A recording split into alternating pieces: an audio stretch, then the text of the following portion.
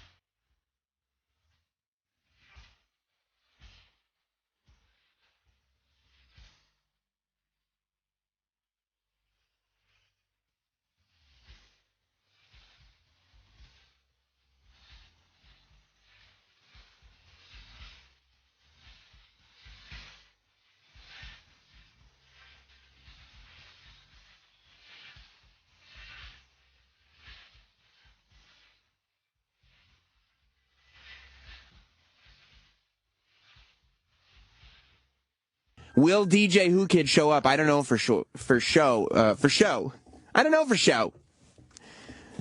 Paul is on the board today. Paul, what was the name of that song? Centerfold. Oh. Do you have your email open? Yes, I do. Let's just give a little check to the email that I sent you like an hour or two ago. You could just take a look at what does that say? Center field. Okay, yeah. So that would be. Now, I was wondering why the Jay Giles band was starting the show. A couple vowels off. Yeah. In the future, I mean, the fact that I want a John Fogerty center field to start the show would be enough to be like, "Are you sure you want that song to start the show?" And I'd tell you, "Yeah, it's opening day, so I figure we'd start talking about a little baseball, and then we could start there." And then, I mean, I don't mind a question. But if there's ever an opportunity, ever, when I come to you, Paul, and say, you know what I want to start the show with today, since you're the guy behind the music, I want to start the show with the Jay Giles Band. I want you to come to me and say, What the fuck are you talking about? You want to start the show with what? And I'll go the Jay Giles Band. And you go, you better make that abundantly clear to me, because that does not sound like the Sam Roberts show that I know. And then I'll explain to you why or why not. But never, if your first inclination is, oh, I guess he wants to start the show today with the Jay Giles Band, think that you're probably incorrect on that. Gotcha. Okay. All right. Well, it's important that we learn lessons here, and that's all I'm trying to do, Paul. You're a great guy.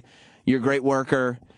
But you have to understand that there is no feasible way that I would have ever asked you to play that song to start this show. It was a very, very bad way to start the show. However, we can all recover together as a group. Because like I said, there's a huge show coming up today. The Filthy Brothers are back here. The Filthy Brothers, for those that don't remember, they were up here now, I guess, a month or two ago. They're the rappers that hang out outside this building. Seemingly purposeless. I guess they just like to take photos with celebrities. So they wait for celebrities to come outside. They take a photo with them. They hold up their album. And then they say, look who's co-signed our album. I still don't know exactly what co-signing is, but I do know that I've gotten tweets, Nicole's gotten tweets nonstop since the last time they were in studio about how we also have co-signed their album. So by stepping into a photograph with these two, you are entering into a legally binding contract. Also, as I said, Lorraine Bracco is going to be stopping by. She's got a new book out. Dr. Melfi from The Sopranos. Karen from Goodfellas. All on today's Sam Roberts show, plus a lot to talk about. If Whoo Kid shows up, we don't know. I put up the missing poster on Friday night because Whoo Kid hasn't been here in like a month and a half, almost 2 months. He's been on tour with Waka Flocka Flame. He's been in jail. I don't know where he is. Hopefully today we find out exactly where DJ Whoo Kid is. And so much stuff that's gone on over the weekend, since the last time we spoke really on Friday, on Twitter. If you want to call up the show, 866-969-1969. We are live. So if you want to call up Sam Roberts Show this afternoon, it's 866-969-1969. It's a huge day in the world of sport. Of course, it's opening day. I was getting on the train this morning, and it was just tons. I forgot it was opening day. That's how heavy my interest is in this. But tons of people in Yankee hats coming from Westchester to get on the train to Yankee Stadium. I guess I'm not surprised. I guess it's an exciting thing when baseball comes back for the first time. But I don't know exactly when the cutoff point is, because it happens every season. Everybody's very excited. First day out, it's like, yeah, it's opening day. Let's see how we start. We're going to start on top. Last time I checked, and it was about an hour ago, the Blue Jays were destroying the Yankees. But I think it's only a couple of weeks before people really figure out that baseball is pretty boring until like the end of September. Like there's so many games that none of them count. It's always fun right now to go and be like, yeah, let's support the team. We're starting fresh. But like the minute the teams start to lose, which nobody's going to go undefeated. Just ask Kentucky.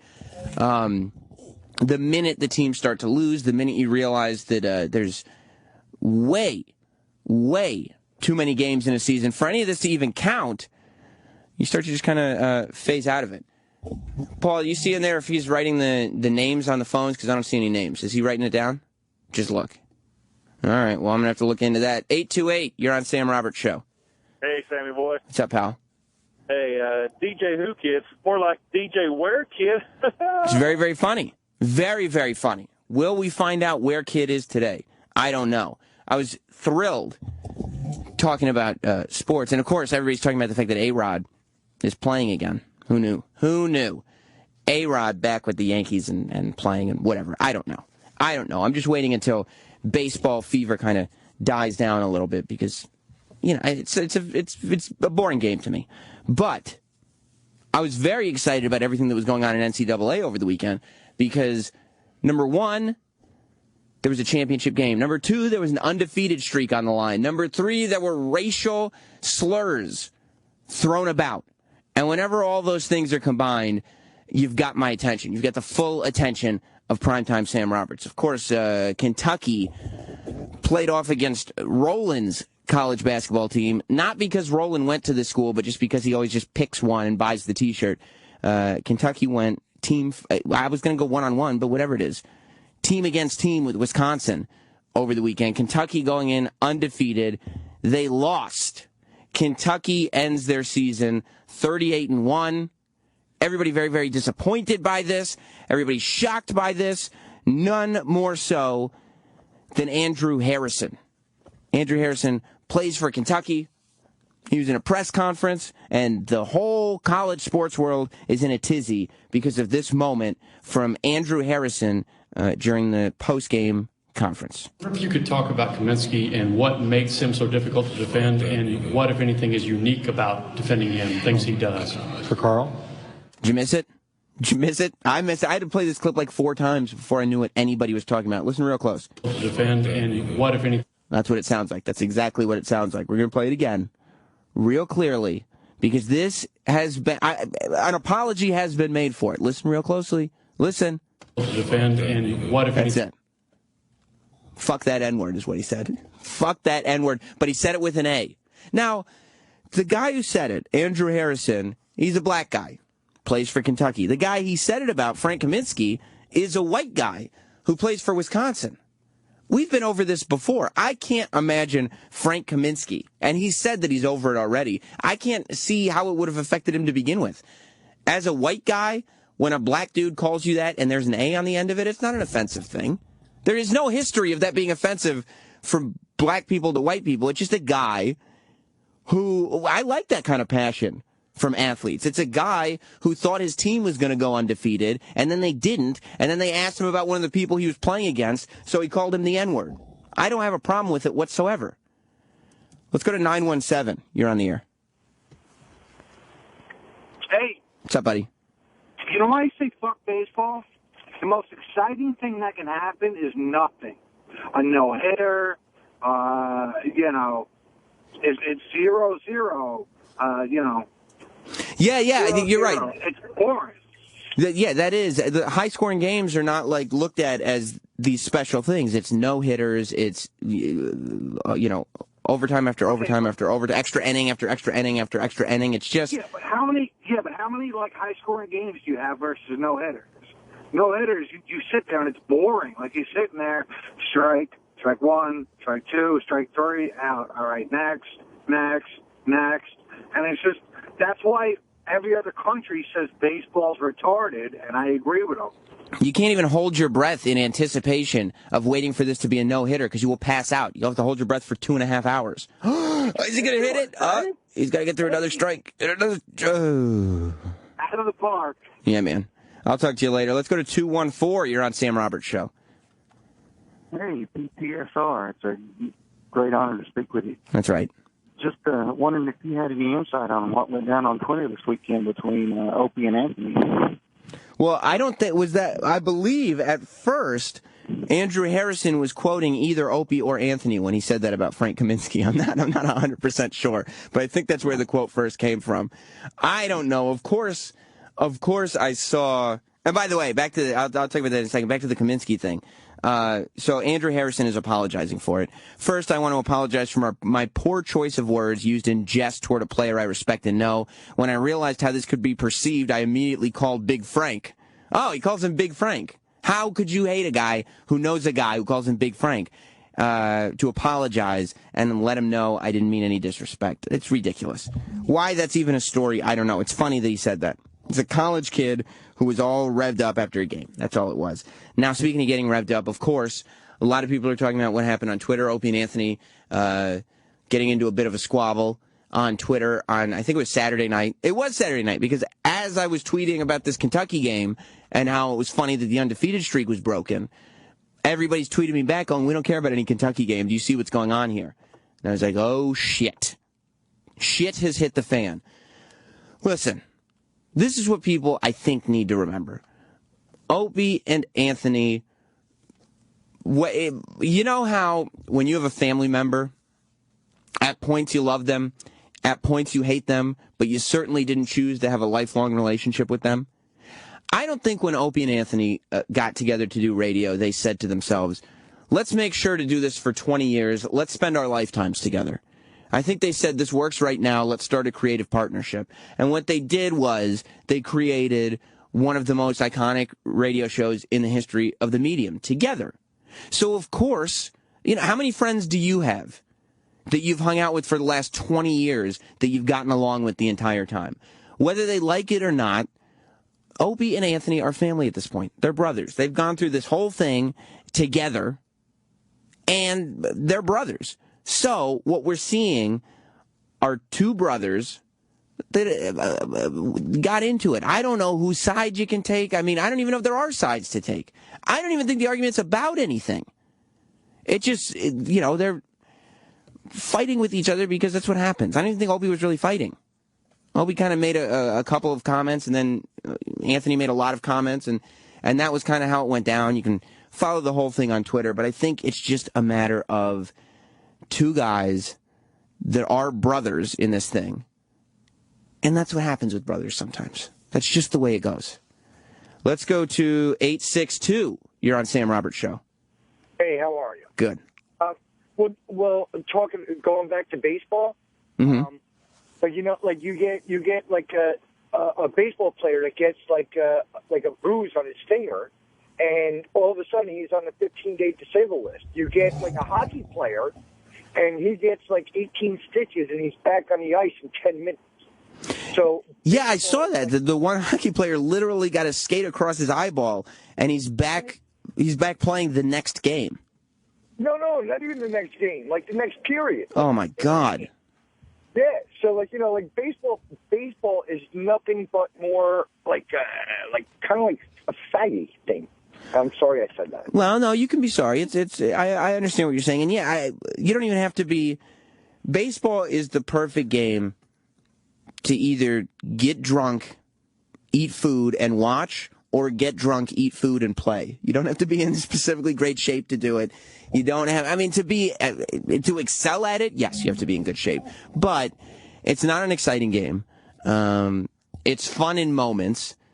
I would say baseball of all sports is the one game that more people leave early to than any other game. People pay tickets, and they're okay leaving early. More so than people leave concerts early, more so than people leave football, basketball, whatever games early. People leave baseball games early. It's kind of just what you do. I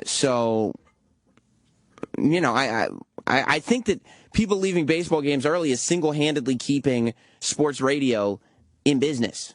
Paul, who's on the hotline? Chuck. Oh, what's up, Chuck? Hey, Sammy, I wanted to ask you, man. I've been hearing about what that guy from Kentucky insulted somebody. I never have been able to find out actually what did he say. He said, "Fuck that nigga," is what he said. If you listen real closely, you can hear him. He's only saying it under his breath. I mean, the fact that he went so far as to say that under his breath. Listen again. You can hear it if you listen closely. I'll boost it a little. If you could talk about Kaminsky and what makes him so difficult to defend, and what, if anything, is unique. Did you hear it right there? Yeah, well, I thought he might have called him a cracker or a honky or something. No, he called that matter? He called the white guy the N-word. It really doesn't matter what at all. Well, that's a bunch of bullshit over nothing, and I thought he insulted him or something. No, and that's why this guy Kaminsky, like, if anything, Kaminsky should be like, fuck yeah, I'll wear that like a badge of honor. Does that mean I can say it, too? Yeah, I would have came back and said, yeah, he's my nigger, too. Well, that's how you know. That's just a weird... My dad was sitting... We had Easter over at my parents' house yesterday, and my dad was... he was repeating this story. And he's like, oh, did you hear about this story? I was like, yeah. And then Jess was like, no, I didn't hear about it. And my dad repeated what he said, but he used the ER instead of the A when he repeated the story. And I was like, Dad. I did too, I guess. Well, like, you guys are cut from the same mold. I said, Dad, it's an A at the end of that. He said it with the A. And my dad was like, well, I don't say words improperly. There's an ER at the end of that word. What's the difference? If you use an A or an E, is there a different meaning? Well, yeah, the A, I mean, everybody knows that. The A is like a friendly thing. The ER, the A is like, that's like you're my homie. The ER is very offensive, derogatory, goes back to slave days. The ER you can't say. I won't even accept the ER. Even if somebody calls me that word with the ER, I'd be slightly offended. So if I go up to a group of black guys and say, what's going on, my niggas? They ain't gonna say nothing to me. I got to tell you the truth, Chuck. With your tone of voice, I don't know if you could get away with it as easily. I'll just tell them I know you, Sam. Okay, yeah. Let them know that I said it was okay. All right, man. I'll talk to y'all later. See you. All right, buddy. I'll talk to you later. But yeah, I was shocked that this became a story at all. Shocked that this thing. Listen again. You could. This is boosted, isolated, whatever. Defend and what if anything? That's it. That's the whole thing. He just kind of had his hand over his mouth, and he's just mumbling it. Now, does this kid need to maybe control his emotions a little bit? Yeah, you can't. It's like people who whisper in front of microphones. It's like, no, you're still in front of a microphone. People can hear you. They're picking up on what you're saying. Why you would audibly mumble that and not just kind of think it to yourself, I have no idea. But he didn't. But the fact that he did mumble something to himself, that something came out of his brain, and that's all it was. You'd think that in that moment, his true feelings came out, right? His true, like, these are my unfiltered thoughts about Frank Kaminsky.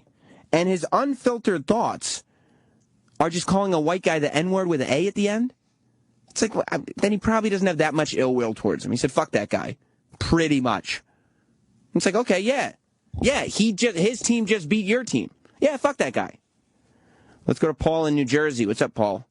Hey, Sammy, what's going on, man? Chilling. Hey, dude, you're right. This story is a big non-issue, and the guy from Wisconsin realized that. Any guy that plays sports that knows that it's no big deal, and the media is just trying to create something out of it. Absolutely. Now, this is the question I ask. How much of a firestorm would it have been if a white player said that about a black player? I can almost guarantee that white player would have been off the team and out of school already. Yeah, you're right, but context is probably pretty different. There aren't a lot of white dude. When a white dude says that about a black player, what he's saying is different. When a black dude says that about a white guy, he's not saying anything racial at all. I disagree with you. Not at that level. Yeah. Not at that level, especially a white guy, and this is going to sound stupid, but being surrounded by black guys, he could definitely say something like that. What's his name? Kaminsky? You don't think he's throwing out the word nigger all every day around his teammates? Well, I would say if I were Frank Kaminsky and I got caught using that word, I would say don't worry about it, because Andrew Harrison said it about me, which in turn gives me the pass to use it. But my point is that if a white guy was sitting on that podium answering questions, and he was, being asked, oh, what do you think about, whoever who's black, and someone else down the podium said, oh, fuck that nigga, and that guy was white, there would have been a huge outcry, and you know that. You know what I think the difference is? And you're right, it would have been an outcry if a white guy said it. The difference is a couple things. Number one, if it's like a white guy like Paul Wall or something who that's how he was raised, he says it, and that's it, then I think he could get away with it. If it was a guy who never says that word except when he's describing black basketball players he's mad at, that's a whole different story. I think the difference is... I don't think that guy was mad at him. I just think I don't either. Frustration that the team lost. I think he got beat by a better player, and that was his reaction. I think the difference is you have to be able to weather the storm. I think a lot more people could get away with saying a lot more things if people didn't immediately panic and apologize and go to anger management class and go to sociology class and go to all these things to try to help their damaged brains, as opposed to just saying, no, I said that about him because I had just lost the first game of the season, 39 games in, and I was pissed off, and he's not bothered by it, and I'm not a racist person, so we're going to move on. Thanks for caring. If somebody could say that publicly, then I think it would be like a culture shock to everybody, and people would start opening this conversation up as if to say, maybe we are making too big of a fucking deal about the whole thing. I agree with you 100%. But I'm still saying if a white guy would have said that about a black guy, that guy would have been off the team and kicked out of school already. Yes. I think you're right. I think you're 100% right. But, yeah, thanks, Paul. I think you're 100% right about that. But I don't think it means we can punish this black player if we don't want to punish a white player for saying it, we certainly can't say, well, we don't want to punish the white player, but because the black player did it and we would punish the white player, we should punish him too. We got to start somewhere. I don't like that sort of, well, I don't like it, but if we're going to do it to him, we got to do it to him. No. We should start not doing it to some people and eventually try to get to a place where we don't punish people for saying shit that's not a problem. Those frat guys on the bus that were talking about lynching black people in a song, that is a problem. That, if you have a video of that on YouTube, I could see where a university would not want that associated with them. But if you've got a player who's dropping an N-bomb, and that's a word that he drops from time to time, and he just lost the first game in 39 games of the season, then I don't think he should have apologized. I don't think an apology is warranted. I don't think that it's a story. I think the story, and the reason that I'm talking about it, is number one, it's funny. It's funny that he said that. I think that's a story. And number two, the story has become that it's a story at all. I think we can talk about the fact that it's a funny thing that this guy said "fuck that nigga" while a live mic was on. I love that. Just the idea that he didn't have enough self-control to stop himself. We actually saw a real moment of human emotion. But the idea that now he needs to apologize and there's a lesson to be learned here is absurd. Absurd. Garrison in Wisconsin. Hey, Sam. What's up, buddy? I think the biggest frustration that Harrison had was the fact that he was supposed to be the golden boy of the NCAA going out, and he got taken out by, what he thought was a lesser team, which frustrated him. But I do want to ask, even if he wouldn't have dropped the N-bomb on there, if Kaminsky would have been in a press conference and under his breath said, "fuck him," when they asked, I think there'd still be a giant racial shitstorm. You think it'd be racial? I think that the press, the media itself, would take it as racial if they brought up Andrew Harrison to Kaminsky if the Badgers would have lost. Just because they're different races. Correct. I think that's just the way the media goes nowadays. Look, I am optimistically saying I would hope that wouldn't happen just because they're different races. If somebody says "fuck that guy," that it becomes a racial thing. Optimistically, I would hope that wouldn't happen, but Garrison, I have to tell you the truth, I wouldn't be surprised if it did. I wouldn't be surprised if you were right. Because people love a racial storyline. People love to be able to say that somebody's a bad person. People love to find a victim in this whole thing. Oh, there'd be multiple press conferences of, well, what did you mean when you said "fuck him"? Yeah. Why exactly fuck him? Is it the shade of his skin, Harrison? Yeah. Is it because he's different? Yeah. Because you and he aren't the same? Yeah. Whatever. But no, I think it was just mostly frustration that he was supposed to be the, undefeated god of basketball, and yeah, I will translate. Underneath him. Thank you, Garrison. I will translate. When Andrew Harrison said, "fuck that nigga," in white person speak, he was saying, "fuck that asshole." Same thing. He was making both of those statements mean exactly the same thing. Just the N-word is used in song after song after song. I don't understand where the contexts are that it's okay and not okay, and where is it racial and where is it just a word, and where. Just let people talk. Just let words just be words, and don't get all wrapped up in them. Everything needs to be a national conversation. Everything. It's like, shut the fuck up. Do you not have enough going on in your life that you need to take some random thing that some college athlete said and turn it into a national conversation that we all need to discuss at the dinner table while Chuck Todd is talking about it on MSNBC? My God. Jessica in Chicago. Hey, Sam, I think it's the argument where they go, if a white guy said it, fucking everyone would go nuts. Yeah, it's I get that. Argument more racial, you know? Yeah, and it's a weird thing too that's what's happening with the N-word is that white people now don't want black people to use the N-word because white people can't say it, and they're like, no. We apologized for everything that we took away from you. That doesn't mean you get stuff that we can't have. No. But also, like, the white guy, if the white guy were to say it, wouldn't the white guy say cracker? Like, the black guy saying nigga because that's how he talks about it. No, because no white people actually say the word cracker. Nobody ever says that. That's what white guys call each other. White guy would be like, yeah, fuck that asshole. Right, yeah. Right. Right. All right. Yeah, I mean, it's nothing. But the idea that, and I think Jessica is right, that there are white people that get upset about it because they don't like the idea that there's a double standard against them. After all these years, there's one thing that white guys can't do, and that's utter a single 2-syllable word. White people, just let go of the word. Let black people have it. Just let them have it. And watch how much more peaceful your existence becomes. Well, just watch. Bill in Texas. Hey, how you doing? I want to ask you your take on a photograph that caused a little stir about a week ago. A trooper or police officer in Austin took a picture with Snoop Dogg. Mm-hmm. And when I saw that picture, I said to myself, what if it was David Lee Roth? What if it was Billy Idol? They're drug users at one time.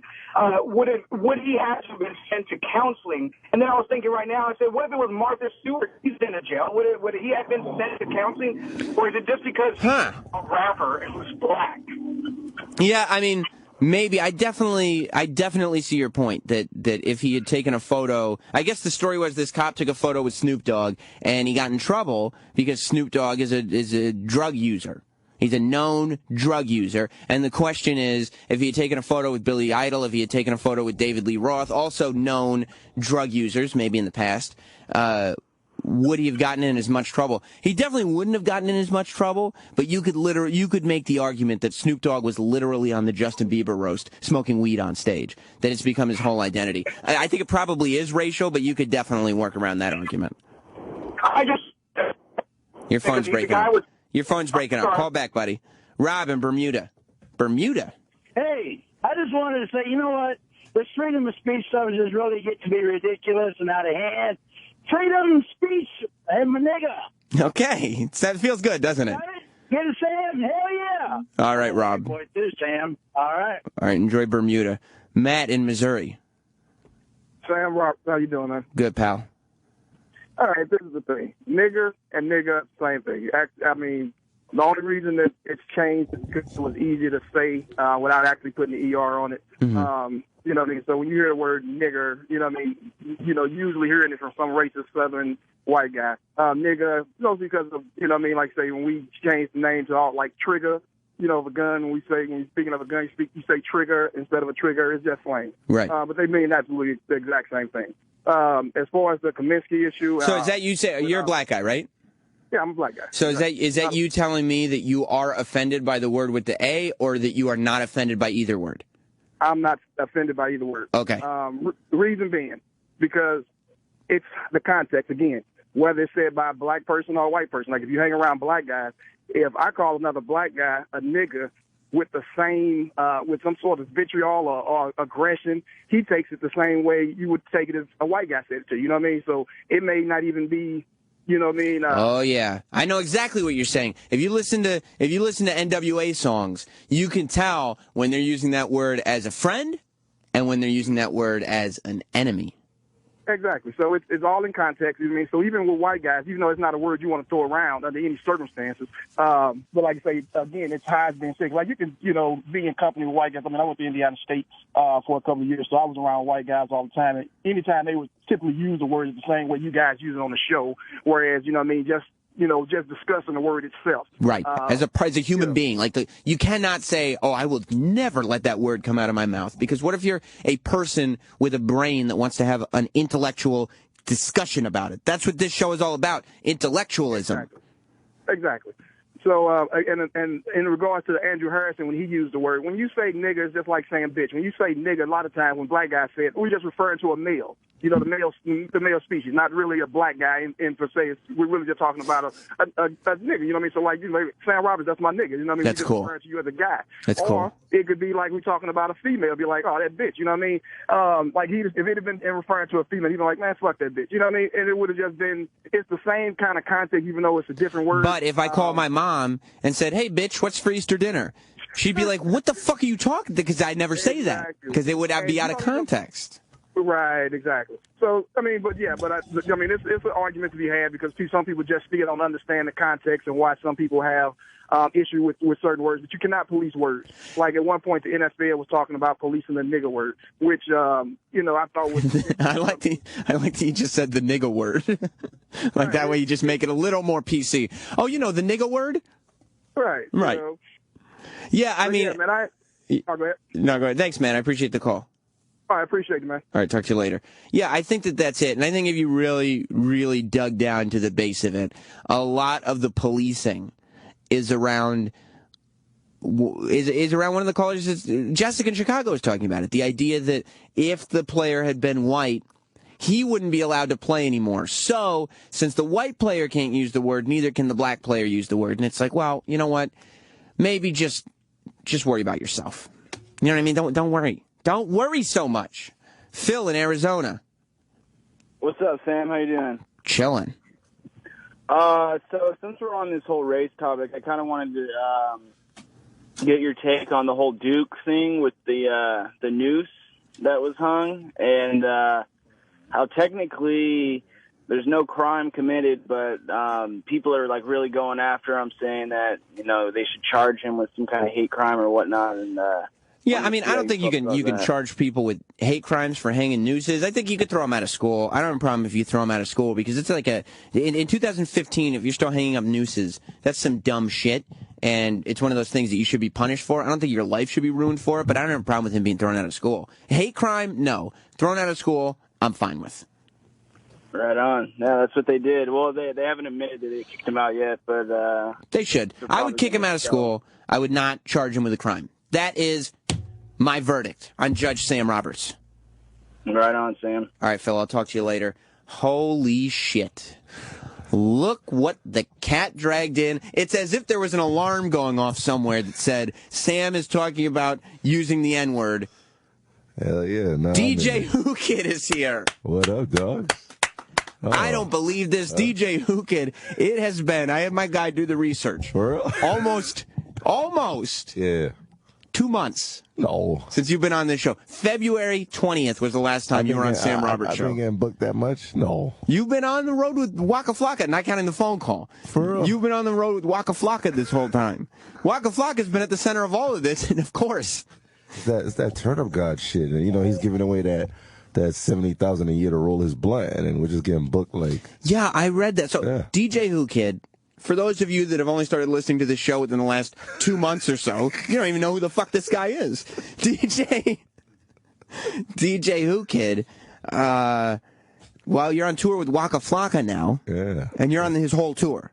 Like, we're booked till, July now. Oh, my God. It used to be a thing where, Whoo Kid would come in most weeks, but every now and then he'd have a weekend in Bahrain. I saw Furious 7 yesterday, and there was this crazy party in the movie in Abu Dhabi that T-Pain was the DJ of. It's crazy. And I was like, that's the fucking parties that Whoo Kid DJs, where there are sports cars in the penthouses. Hell yeah. Vin Diesel is driving out of buildings and shit. There's bitches everywhere, and bitches are just everywhere. Yeah. So now, it used to just be you were doing your own DJ gigs. That's the problem, because it's this combination of his tour. And yours. And my shit. And my radio show. And your radio show. Right. You're too busy. And the more stuff you do, the more... I'm scared right now. The more radio you do here and on Shade, and the more dates you do with Waka, the more dates people are going to want with you by yourself, because you're just upping, your... my pay rate. Your pay rate. The issue is a lot of the gigs are on Friday, and these idiots be booking my flight to leave early. Because they're all ages events with Waka. So it's like some of them be like 9, 10 o'clock. So I would have to leave early. That's why sometimes I can't do your show. Oh, when do you usually... When do your gigs usually start? Like Friday, Saturday, Sunday. They've been like Friday, Saturday, Sunday. So I try to tell them, I want to go... I got to do Sam's show. Right. And they're like, fuck you. Right. Well, Waka was supposed to be out here on Friday. Yeah, because I saw him in the airport. Yeah. Because I was flying from Toronto, and I had to connect in Atlanta. There was only one flight to wherever we had to go. So I was like eating what was I eating? Grits or something? Like, you don't even know anymore. I'm in Atlanta, so it was like grits and butter or something, right? Uh-huh. I was in the airport. That's what they were serving there. Grits. What's grits? It's like some nigga shit. I don't know. Oh, okay. It's like nigga paste. Gotcha. Yeah, but it was butter in it. So I'm just chilling. Then somebody puts me in a headlock. And I knew it was Walker because his dreads is everywhere. Like, And you were like, I thought I had 1 minute that I'd gotten away from you. I thought he was in your show. Yeah, he's supposed to be. I thought he was coming later or something like that. But it was They told me weird. like he was supposed to come in on Friday, and they told me on Wednesday they were like, oh, he missed his flight. And I'm like, it's fucking Wednesday. You can't get from wherever you Atlanta to New York in 2.5 days. He smokes a lot of weed. I don't guess know. that's the problem. But he's here on 420, so I already planned to bring him up here. Okay, that's what I figured. yeah. I said we'll get him up, and I'd rather do it with you in studio anyway. And we'll smoke weed up here. You know. You will? Yeah. Okay, great. So I mean, life is good. I've been following you on Instagram and Snapchat I've and just been leaving my DNA everywhere. man. everywhere. There's like Whoo Kids in every daughter out there. So I You don't know, may man. have more children. I mean, I pull out. You do. It's just skin DNA. Gotcha. And let's be honest, pre-cum isn't real. Is it? No, you can pulling out works every time, right? I thought it was like dick lotion. I didn't know it was. I didn't know it was cum. Yeah, no, there's some sperm in there. There's some sperm. That's sperm in there? In pre-cum, yeah. I thought it was That's like the cum lotion. part. 'Cause Yeah. I put it on their chin and then I make their chin shiny with it. I think there is an exfoliant, a natural exfoliant that exists. I think we're both kind of right on this one. I got some shiny chins out there. If your daughter got a shiny chin, she was at a Whoo Kid concert. That's bad news. Ladies, keep your chins at home. Shiny. Let's go to Rick in Ohio on this very special live Sam Roberts show. What's up, Rick? Hey, how you doing there, Sam? Good, buddy. Hey, aren't you a big hip hop fan? I am. Okay. The biggest. Right on. He's a wrestling You don't- fan. You don't have a problem with guys singing about shooting each other and shit, but you're gonna bust a guy balls about throwing a noose over a tree. I mean, if I would probably kick someone out of school for threatening to kill people. If somebody was in a college and they're like, I'm going to kill some N-words, I'd probably, if I were the leader of that college, I would say, you can't go to school here anymore.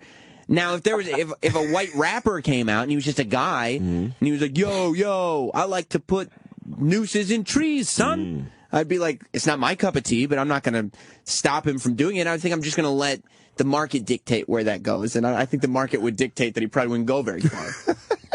So it's okay if he sings about it. He can sing all he wants. I just don't think it's going to go very far. Please don't say the N-word no more. You sound goofy when you say that. Just say nigga, man.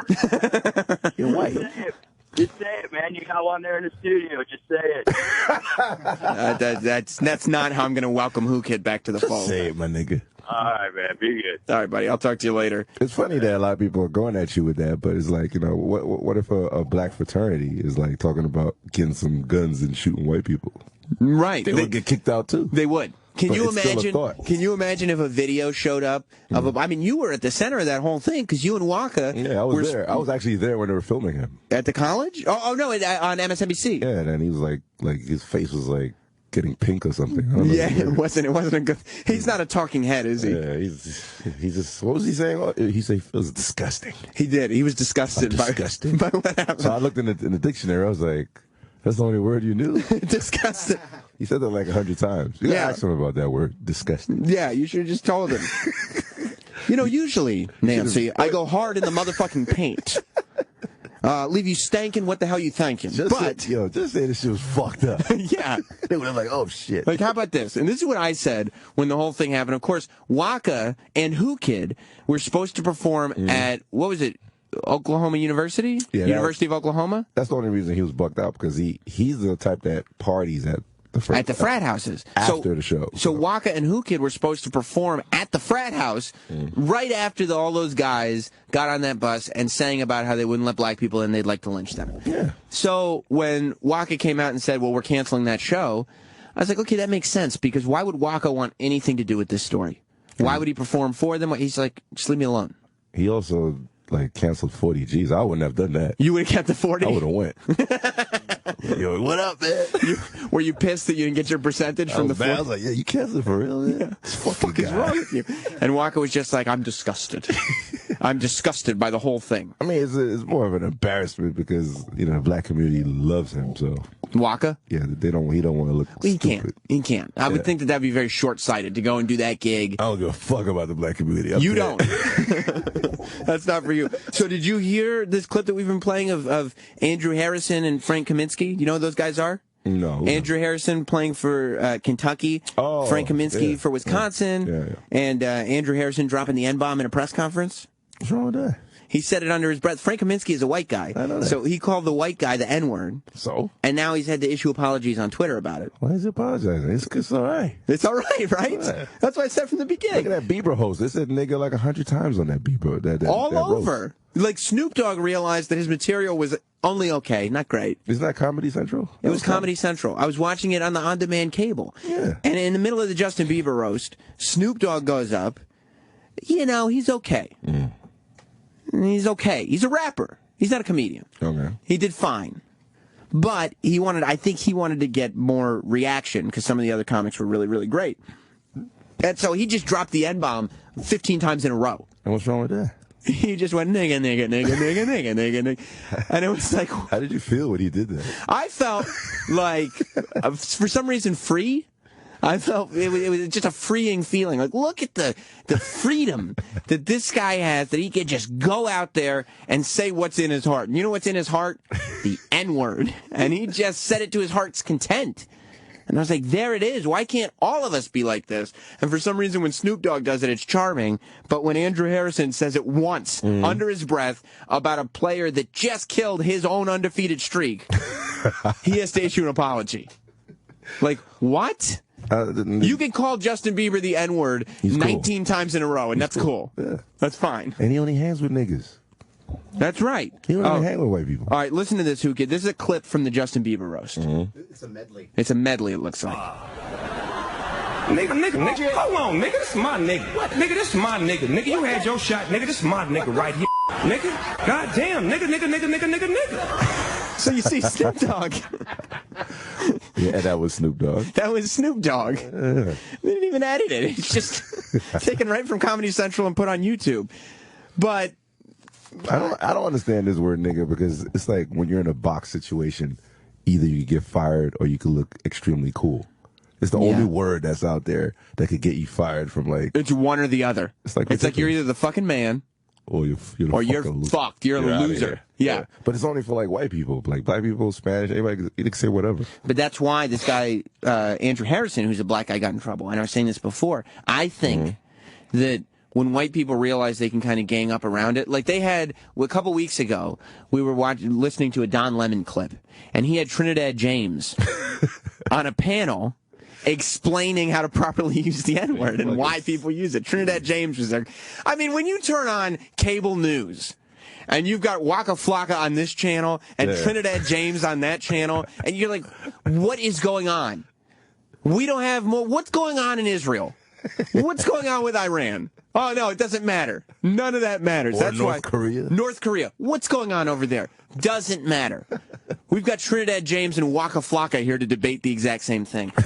That's why hopefully I have time today. I want to play you clips of John Oliver interviewing Edward Snowden. Oh, my God. Because he completely touched on this idea that we don't care about anything real. It's just like, oh, Don Lemon's got a llama on his show. Let me tune in for it. So, yeah, I think, and I said this before, that there's a thing that white people have where they don't like the idea. White people would be okay giving up the word if black people agreed to it. They don't like the idea that black people get something that they don't. How about the words that they just disappeared, like cracker? Like, what happened to that word? Because it's a joke of a word. No white people use it. And when a black person uses it, it's like, yeah, well, you're a cracker. It's like, okay, well, guess what? When was the last time somebody called read a you history that? book? Somebody called you that before? If somebody called me a cracker, I would tell them to read a history book. Okay? And you tell me which one of us is the oppressed here. And that's like because it's not based on anything. It's just it's just a word. It doesn't mean anything. I mean, grits in the airport with butter. Everybody's worried about a nigga word. Right. I go enjoy your grits, and don't call me that again. Well, I wouldn't have canceled that show for 40 G's, man. Fuck you wouldn't that. have. Well, you get a lot of you can buy a chain. Okay, yeah. Well, good. There's a lot of upgrade my rims on my car. Right, a lot of great big investment. My whole watch. I'm so glad that you're here to represent the black community. Well, fucking yeah. Yeah. Mark in New Jersey. Hey, Sam, how you doing? Good. I had a quick question for Whoo Kid, actually, and his extensive travels and partying. You brought up the party scene in Fast and Furious 7, which was excellent. Mm-hmm. But my whole time I was thinking they're not allowed to wear bikinis and get down like that in the Middle East. Yeah, I mean that's why they kind of like exaggerated it in the movie. But yeah, you can't show titties and booty like that. Even at those like house parties or whatever, they don't have like bikinis with the ass cheeks sticking out. Oh, private parties, yeah. Private parties, like in somebody's penthouse. But I tell you this, they did ask for permission to shoot that like that in Abu Dhabi. You can't go there and just be like having butt naked bitches. You can't. Nah. God damn. You go to jail for that shit. But if you have like a private party in a penthouse, then you got chicks with their asses sticking out. Yeah. That's what you DJ. That's where I DJ, yeah. In the private parties. Cocaine. Yeah? Everywhere. Cocaine is everywhere. I got video of chicks doing cocaine. You do? What? I got it on my phone. God damn. I had to take it down. Snapchat is a beautiful thing. Temporary. Yeah, but you don't want to, like, because if you go to jail there, they suck your dick in there. You don't want to get your dick sucked by a guy. No, you don't. No, you don't. And that's some of the life lessons. Listen. It's Abu Dhabi, baby. DJ Whoo Kid is here. I'm gonna release you for a second. I'm gonna let you go. I think the Filthy Brothers are coming up here. Have you met the Filthy Brothers before? I saw them downstairs. I think they're coming upstairs. They're like 10 feet tall. You weren't here the last time they were here. No, I was there. I want to expose them to you. Okay. I think we're gonna get them. What are you working for anyone now? Are you a Hustle Gang representative? Are you a G Unit representative? Or you just represent hip hop? I'm just repping money, man. Yeah, that's it. Anybody who paying this nigga is getting this nigga. Okay. You know? All right. Well, hopefully. I'm a slave to this shit. I got you. I understand completely. Hopefully, I will introduce them to you, and you will be able to take them to greener pastures. Oh, okay. Maybe you and I could start a record label. It might be a new thing. Like, there's something out there for 2 10-foot tall niggas. What do you think of this? Yeah. Hubert's Records. Me and you. Whoo Kid, Sam Roberts. Hubert's. Oh, that's kind of ill right there. You like that? That's an ill label. We could put Hubert's on like a hat or something, right? Put it on iTunes. All right, let's see if it works. We're gonna see if that works. Hubert's. Before Cracker Records. Hubert's Cracker Records. Before we get to any of that, I'm gonna talk to Lorraine Bracco, who you may remember from The Sopranos. You may remember her from Goodfellas. Lorraine Bracco is on the show next. We're still going to talk about John Oliver. We're going to talk a little bit about Furious 7. A lot of Whoo Kid stories to get to. Whoo Kid's back, and you'll be back. That's the old bitch, right, from Soprano, right? Well, that's why I'm going to do this one on my own, I think. Oh, okay. She's kind of old, right? Well, she's an older lady. She's Dr. Melfi on The Sopranos. Yeah, she talks about menopause and all that. Okay, I don't think I'm going to talk to her about menopause. Oh, my God. Dry pussy. Well, Whoo Kid's back, ladies and gentlemen. Welcome to Sam Roberts Friday Show. A live extravaganza like no other. Phone calls, tweets, celebrity guests, Sam's friends that are good on the air. As a taste of the future starts now. This is Sam Roberts Friday Show.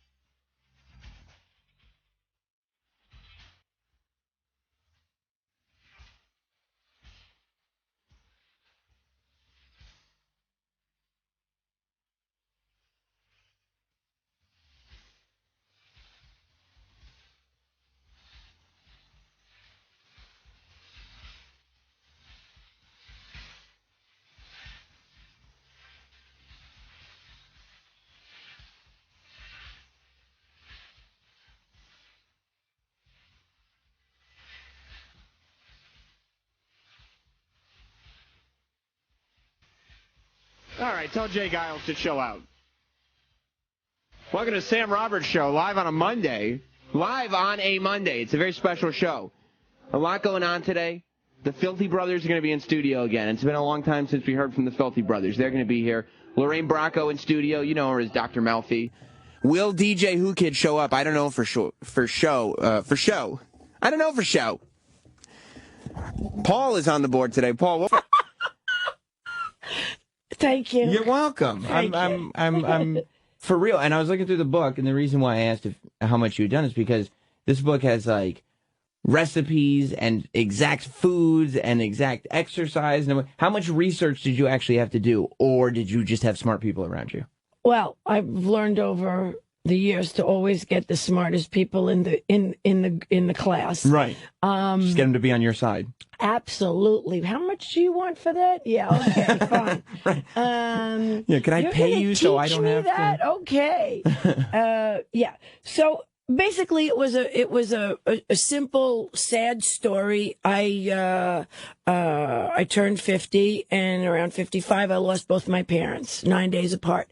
So it's kind of sad. Yeah, kind of. I'd say very. It was a sad aha moment, and I realized that I just didn't want to die like they died. They died with a lot of illness, and they were. How old were they?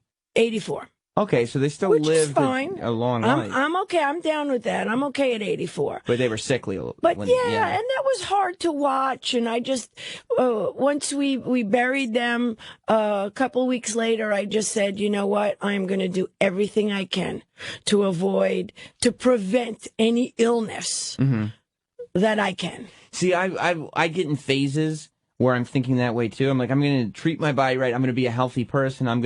And then I realize how delicious everything is and how great it is to just have cookies for breakfast. And I go, you know what? It's all genetics. Everything's fine. I just convinced myself that, there's nothing I can do anyway. None of it counts. Well, you know what? Part of that's probably very, very true. And there's nothing better than eating cookies for breakfast. I mean, I've done that many, many times. By the way, a donut is a cookie. Right. So a lot of people and it's fine. Have that diet. Right.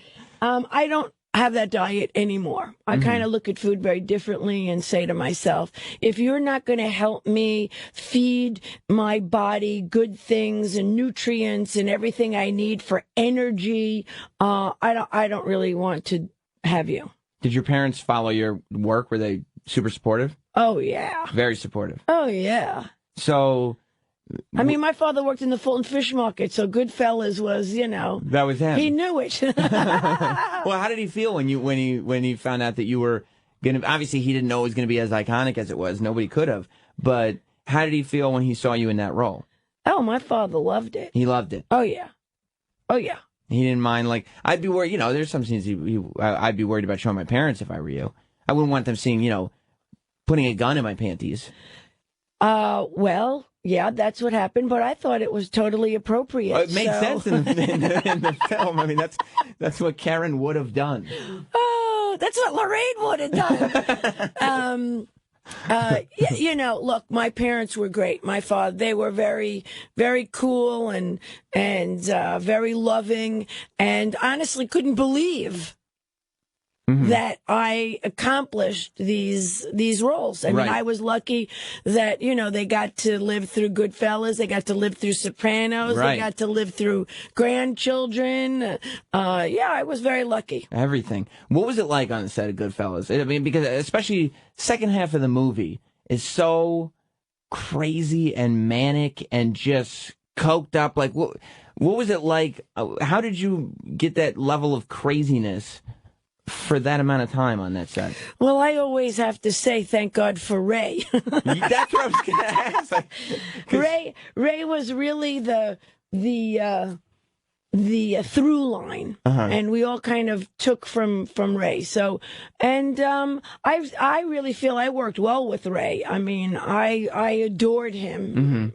He was very committed, and since I'm so scattered, it was good to have somebody really committed, and I kind of just would bounce off of him. Oh, is that what it is? So you kind of just read his focus and just kind of maintain on Yeah, that? well, we were a couple. We were a couple for a long time. We had kids. I mean, I just felt that that's what would have happened in that marriage. Right. Now, he's an intense dude. He's been up here before. Sure. And he's an intense dude in life. But that movie is like a whole different level of intensity. Was he maintaining that throughout? Well, he would come to the set with it. Yeah. Sure. That's amazing. But, look, we had a genius to guide us. Scorsese. A genius and someone who loved it. He loved making this movie. He did. I think he hated us for a lot of reasons in a funny way because we were all Italian and we would always ask a million questions and not always do what he wanted. But we brought to him incredibly colorful characters. Yeah. And I think he loved it for that. How quickly did you know that this is working? Like, this is good? Look, it was an exciting set to be on. Sometimes you walk on a set and you're a little weary and this and that. But once you throw yourself in his arms, you might as well just go with it. And look, the truth of the matter is I had to bring my A game. Right. And that's what I did every day. Was it intimidating at first to have guys that are as good as Ray Liotta and to have Scorsese as the guy who's guiding you to be like, okay, this is not playtime? Or was it good? No, I was lucky because I knew Marty socially. I knew Robert De Niro socially.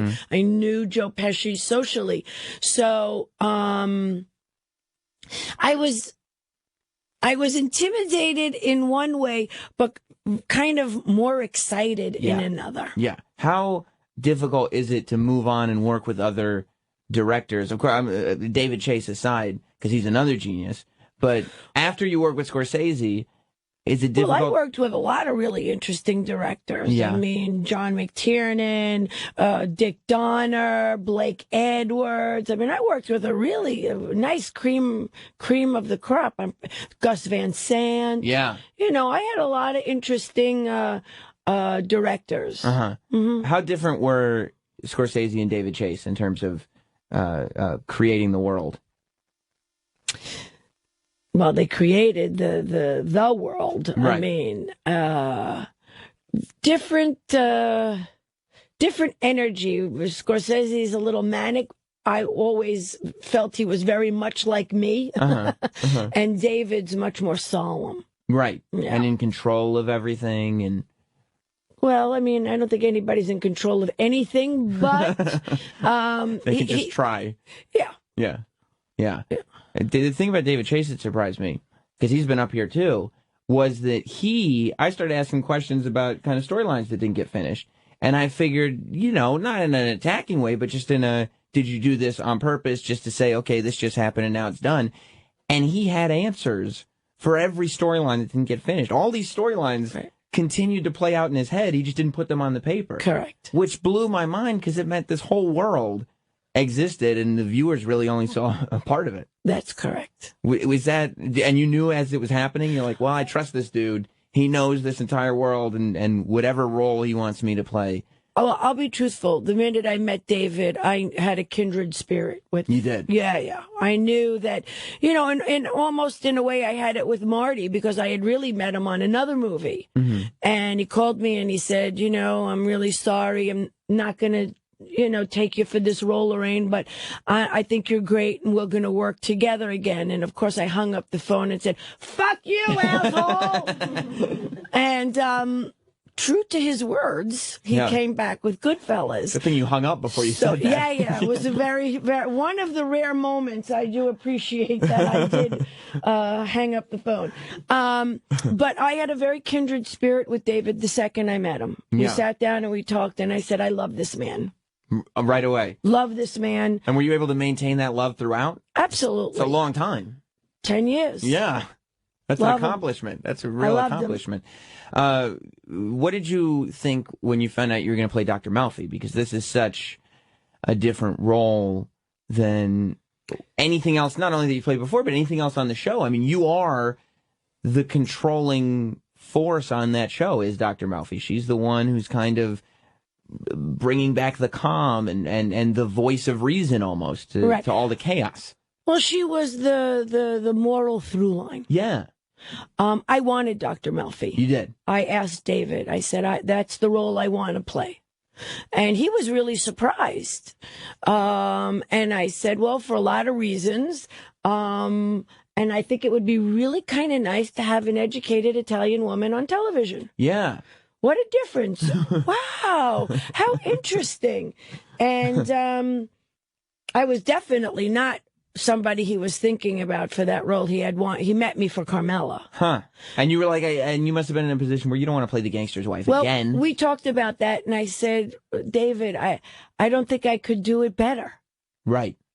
I'm crazy about you. I think you're a great guy. I'm like really interested in you, and I loved the script. Yeah. But I want to play Dr. Melfi. And he was like, oh, okay. And, Obviously it worked. yeah, I was lucky. Yeah. I had balls that day. Did you want to point that out to more people when The Sopranos started getting shit for Italian stereotypes? Did you want to point out to people like, look at this Italian woman, Dr. They didn't Melfi? want to hear that. They didn't. No. And really the only person I went to and asked about was my father. Mm-hmm. I went to him. I said, am I embarrassing you? Right. And since he worked in the Fulton Fish Market for 60 years, I don't think there was a lot of things that were going to embarrass him and his daughter on television. Yeah. Was not that. It was not that road. So I just said, how do you feel? And he goes, it's a TV movie, Lorraine. I said, thank you very much. Pass the pasta. I love it. Just the language. It's a TV movie. Oh, What do you yeah. want? It's perfect. Were you, when we were talking about storylines, like, of course, the storyline where Dr. Melfi was raped was one of the most famous storylines on the show, but also one of those storylines that David Chase sort of became known for, where it was like, it was such a reality-based show that you wanted that movie moment to happen where Tony gets his hands on the guy, and it just doesn't happen because that's reality. It just goes and we just keep moving. Did you ever want that story to continue? Were you surprised that it ended kind of within the episode? My mind is reeling with all kinds of stories about that. First of all, I was really annoyed with David. I said, out of all people in this script to hurt and to rape, you're going to do that to me? I'm the only one who shouldn't be hurt. I'm the only decent person here. I don't understand you. And he said, well, that's the point. Yeah. And so I was really upset about it, but he had warned me months before. I did like the way he ended it because she knew if she had given Tony the name. Right. That she was an accomplice to murder. That's correct. Yeah. And that, I guess then it was the... over. And then why not, fuck him and fool around with him, right. And, do all those things, which was one of the things I did say to David. If you make Dr. Melfi the psycho, crazy killer, sex addict, I don't want this part. I want her. You said that in the beginning. Yes. You did have balls. Yeah, have you met me before? My God. I was like, yeah, I want her, they always turn out to be the crazy. Yeah. And I was like, no, I want to make this as, I don't mind taking artistic license, but I do want to keep her as straight as possible. Mm-hmm. So there was that. I also begged David Chase to play my husband. Really? I begged him. I begged him, please, please, please play this role. Please play this role. Why did you want him to do it? Because he was the perfect guy for it. He was older than me. Yeah. It was a different energy from me. Yeah. And I loved him. I adored him. Uh-huh. So, that would have been easy to play. Uh-huh. But he was I can't edit and write and this and that, blah, blah, blah, blah, blah, blah, blah. And looking back, as much as I love Richard who played the role, I always regret that he didn't play that.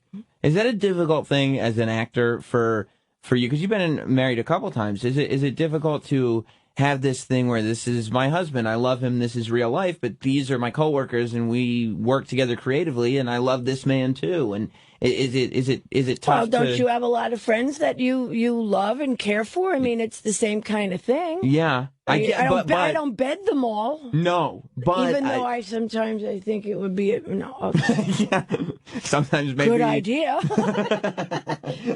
But or one of those bad choices. But anyway, I don't make believe that I'm married to him though. So that's where I think the worlds get crossed, and that's what I wonder if it's a difficult thing for somebody who's not you but outside of your world to kind of process. No, I mean we make it. You know what? My job is to make it right. Yes. And their job is to make it right. Right. So as long as you're doing your part. Correct. Gotcha. You're going home and making sure that they have the attention that they need, and we live and let live. Yeah, have to. Yeah, that's a very, very good thing. Well, listen, Lorraine Bracco, not only have you given us endless hours of entertainment over the years, but now you're helping everybody's life. Trying. Well, I'm trying to help women enjoy the third quarter. Do you have goals in show business specifically going forward, or is it just to keep moving? I think keep moving. I don't think I have any big goals. I can't sing, which, would be nice if I could do that. I would have loved to have been a torch song singer, but I don't think that's in my stars, no matter how hard we try. I mean, I'd like to dance like, Misha Baryshnikov, but that's not going to happen now. So, you let those people and enjoy those people in their art and, I can dream. Yeah, and you can keep going. Were you close with James Gandolfini? Yes. So that must have been a really tough thing to go through when we lost him. Yeah, it was shocking. Yeah. I think it was, shocking for everybody, I guess. Nobody really saw it coming, but everybody associated with that show was such a ridiculous talent and I think that's what makes Sopranos so special is that there's really very few shows where that many talented people are compiled together and keep it together and the story's told the way the story's supposed to be told. Well, that was the brilliance of David Chase. Yeah, so. Yeah, very much so. Well, listen, you can bring out the brilliance in yourself if you get Lorraine Bracco's new book. Oh, wow, that was good, That's Sam. right. I'm a professional, too. That was good. It's called To the Fullest, the Clean Up Your Act plan to lose weight, rejuvenate, and be the best you can be. And Lorraine Bracco, it looks like you're being the best that you can be. I try. Well, we can all try. And everybody go out and get the book.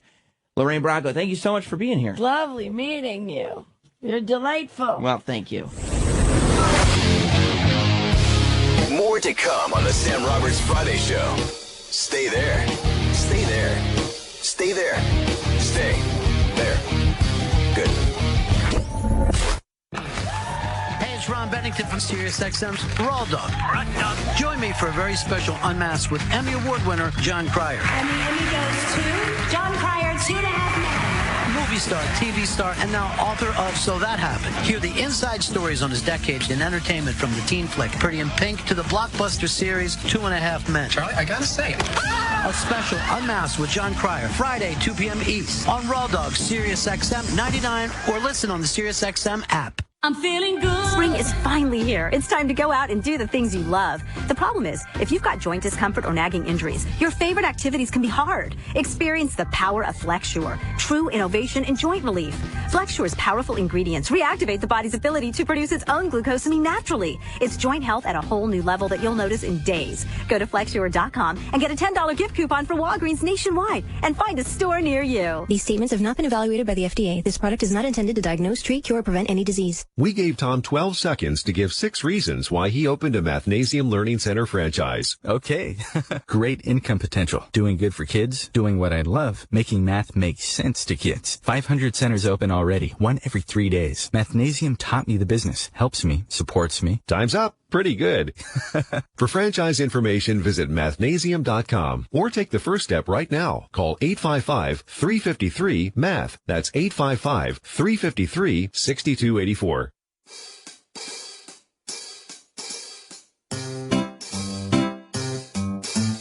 1-877 Cars for Kids. KARS Cars for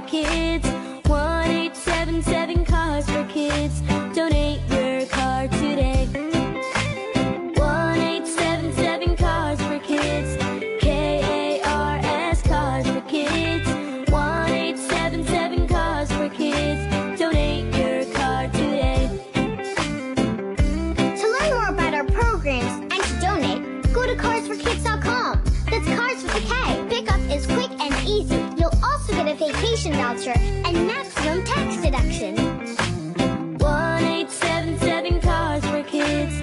K-A-R-S Cars for Kids. 1-877 Cars for Kids. Donate your car today. Vacation voucher not available in Oregon. Shane Company has the largest selection of diamond jewelry, including diamond solitaire earrings in all sizes from around $150 to over $25,000. Our romantically symbolic diamond three-stone jewelry represents your past, present, and future together. Or, if she's a trendy type, give her our diamond hoop earrings or stackable rings in the latest styles. For the perfect gift, visit Shane Company or shaneco.com. Now you have a friend in the diamond business, shaneco.com. We're the people who make family vacations unforgettable. Where you're never far from adventure. Or a day of poolside fun. We want you to enjoy the comfort you deserve. And take home memories you'll cherish for a lifetime. We're waiting for you all over the world. We're waiting to welcome you. Wyndham Hotels and Resorts, Wyndham Grand, Wyndham Garden. There's a Wyndham waiting. Book now and get up to 2,000 bonus Wyndham Rewards points. Terms and conditions at wyndham.com. Stop the music! Let's talk careers. Did you know that Averitt offers regional, dedicated, and local driving careers that get you home weekly or sometimes even daily? Add to that the outstanding benefits and the stability Averitt offers, and you've got a game-changing career. From recent trucking school grads to 30-year veterans, we've got something for all. Call today, 855-DRIVE-RED. That's 855-DRIVE-RED. Or visit AverittDrivingCareer.com. Averitt is an equal opportunity employer. Sam Roberts' Friday Show is back.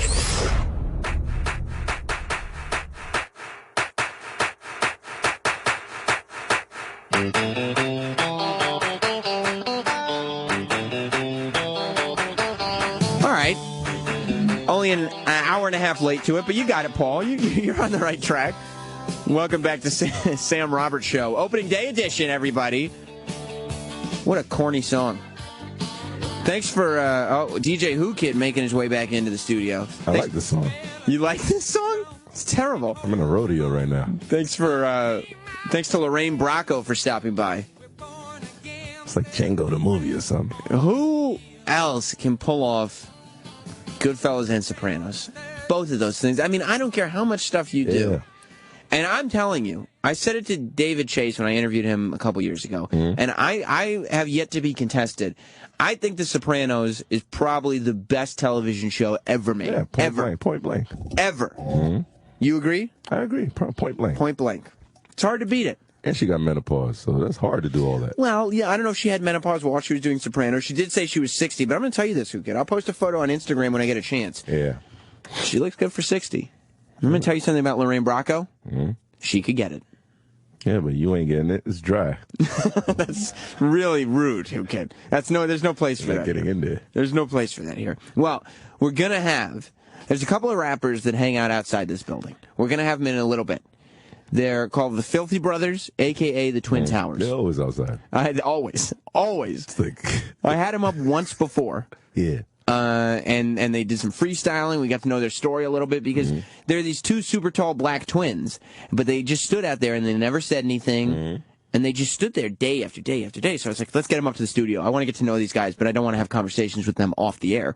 Oh, okay. So I brought them up and we talked to them and we got to know them. That was just Nicole and I, though. I said, now we need to up the ante, bring them back, see how their lives have progressed now that I've made them famous, and bring DJ Whoo Kid on board. So we're going to do that in a couple of minutes. I don't know if you've heard. I always think about the things we could do if this show had a budget. You know, I mean, without a budget, I'm doing amazing, groundbreaking things like finding two weirdos on the street and just bringing them up and giving them a segment. Like, just incredible things. No budget, baby. No budget. I did that without a budget.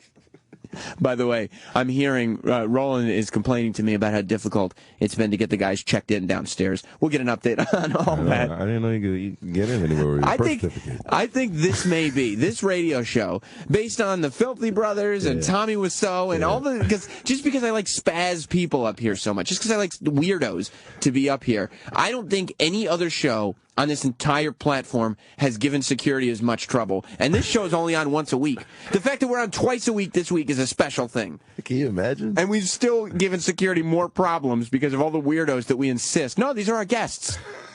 These are the people that we're inviting. You have a lot of weird guests, though. I like weird guests. I love that. Yeah. I mean, you're a weird guest. I know. Quite frankly. But I think about, like, the kind of weird shit we could do if we had a budget. And nothing made me think of it more than watching John Oliver's show last night. You ever watch John Oliver's show? No. It's like, no. Like, you were offended by that question. I'm a nigga, man. He used to be a Daily Show correspondent, and he's got a show on HBO. I think it's called, like, Last Week Tonight. Okay. And he goes over a week's worth of news in a half hour, and he does it every Sunday night, and it's like a funny news show. Oh, okay. This is what you do with a budget. Him and his crew flew to Russia. No. To interview Edward Snowden. You know who Edward Snowden is? The guy who leaked all the stuff? He flew to Russia so he could get an interview with Edward Snowden. They didn't catch him yet? No, he's in Russia. So why we can't get this nigga? They can't, because you can't just go in. He's being protected right now. But he leaked all that information with the government. Right, and now he's being protected because he's in Russia. That's why he's not leaving. I can't even be on my phone because of this guy. He's like, if you want to talk to me, I'm here. But I'm not leaving. Because the minute I leave... You ever watch Argo? Where all those guys are chasing the plane in that last scene? There will be people waiting for that plane to land. Like, oh, get off that plane, baby. Snowden, get off that plane. I can't believe they didn't catch him with all this shit going on. I mean, they know exactly where he is. It's not that they lack the... It's not that John Oliver found this hidden man. It's that he's in another country, so you can't just go and ignore that country's laws and take this man because, well, we want him. You know what I mean? Like, as much as you and I might feel like America is the superpower that controls the world, we can't go into another country and just decide, no, fuck you and your rules. We want this guy, so we're just going to take him. So if I kill my ex-wife, I can go to Russia? You can't get me back, huh? Well, listen, Roman Polanski has avoided charges of pedophilia or whatever it is, and he still continues to make movie in France. Nah, I ain't fucking a little girl, man. But maybe ex-wife murder. Oh, yeah. Die, bitch, die. I love that it's ex-wife now, by the way. We're slowly... There are details that we can't fully get into. There. Yeah. But anybody that's followed the career Whoo Kid and I have had together, and the conversations that you and I have had in the past, that statement in and of itself is very telling. Yes is the answer. Yes. Bitch. So, you want to hear a little bit of this John Oliver interview with Edward Snowden? Go ahead, man. All right, here, they got into a bunch of stuff, and John Oliver was smart, because a lot of these news places, they'll do an interview, or they'll do one of these segments, and they'll go to all this trouble for a 4-minute segment. And it's like, why go to all that work if you're only going to get 4 minutes of TV? He did, like, 20 of his 30 minutes was this interview with this Edward Snowden. Because he's like, I'm not flying all the way to Russia to talk to this guy. Yeah. Right. So they talked about a whole bunch of stuff. One of them was surveillance. And because that's Edward Snowden's whole thing, that the government has more surveillance than they're letting on. Like that. Right. Well, you are on your phone like that. The videos that you were showing me during the commercial break were absurd. Nah, you don't see when I talk on the phone, I talk away from the phone. My mouth is moving. For real. So you muffle your voice a little bit. That way they can't catch you. I don't want the man to see my face. Very smart. Surveillance. Very smart. We could all learn a thing or two from DJ Whoo Kid. By the way, we are live. It's Monday. If you want to call in, 866-969-1969. 866-969-1969. Sam Roberts Show here with DJ Whoo Kid. Let's listen to John Oliver talking to Edward Snowden in Russia about surveillance. Spies are great when they're on our side, but we can never forget that they're incredibly powerful and incredibly dangerous. And if they're off the leash, they can end up coming after us. But just to be clear, we're talking about two different things here. Domestic surveillance and foreign surveillance. Right. Because domestic surveillance, Americans give some of a shit about. Foreign surveillance, they don't give any remote shit about. Well, the second question is, when we talk about foreign surveillance, are we... I do like that he's actually conducting the interview like people like, yeah, we don't care if America's spying on countries that aren't us. Yep. Don't care. Exactly. Doesn't matter. Do you? I don't give a fuck, man. We're applying it in ways that are beneficial. No one cares. They don't give a shit. We spied on UNICEF, the Children's Fund. Sure. We spied on lawyers negotiating... What was UNICEF doing? I mean, that's the question there, isn't it? The question is, are these programs valuable? Are we going to be safer when we're spying on UNICEF and lawyers who are talking about the price of shrimp and clove cigarettes. I don't think people say that's good. I think they'll say, I definitely don't care. Americans do not give a shit. I think you're right. About foreign surveillance. Yeah, Edward Snowden just had to admit. He's like, okay, maybe you're right. Like, after all this, like, let's be honest. Let's get away from the talking head stuff. Let's get away from 24-hour news channels. Let's say what's really going on. We don't care. We don't. We don't care. Okay, so UNICEF was getting spied on in some other country. For what? What difference does it make? Yeah, what's UNICEF doing? They got curdled milk out there. What the fuck they looking for? And it's amazing, though, that it's taken years for one person to come forward and interview this dude like a human being. You know what I mean? To actually say that. Like, let's actually say what people are thinking, which is, all right, but we don't care. I'm waiting for Don Lemon to bring the llama out again. Sounds like something I would do if I flew to Russia. That would be our conversation. Right. I'd be like, yo, give a fuck, man. Yeah. I don't give a shit, God. Yo, who the fuck are you? I don't think you would sound as intelligent as John Oliver, though. I would have him admit all the secrets to me because he has other shit that he didn't talk about because he would be dead. Oh, and you have him admit that stuff. He hasn't admitted. What's the shit that you haven't said, though? I mean, he knows who has the cure for AIDS. He knows that. How would you get that information from him? Fuck, he's with the government. He's the man. So, but how would you get him to tell you? I'd get that nigga like 200. 200,000 or dollars? $200. He's in Russia. Goes a long way, right? Go to the club with that. Plus, what's he going to do? He can't leave Russia. It's not like you can buy yourself a nice house somewhere, right? You can't get on a plane. You kidding me? $200 goes a long way when you're stuck in a closet. I mean, he's in Russia. I mean, what do you think is going on over there? He probably sold some secrets to them. They're like, yo, come hang with us. We got you, son. We got you. Yo, come on, he's in Russia. We're going to let this one guy, John Oliver, he's going to come in. He's going to talk to you a little bit. But don't worry. Everything's on the up and up. We got your back. Now, about that cure for AIDS. And look at America. Like, that news came out how long ago?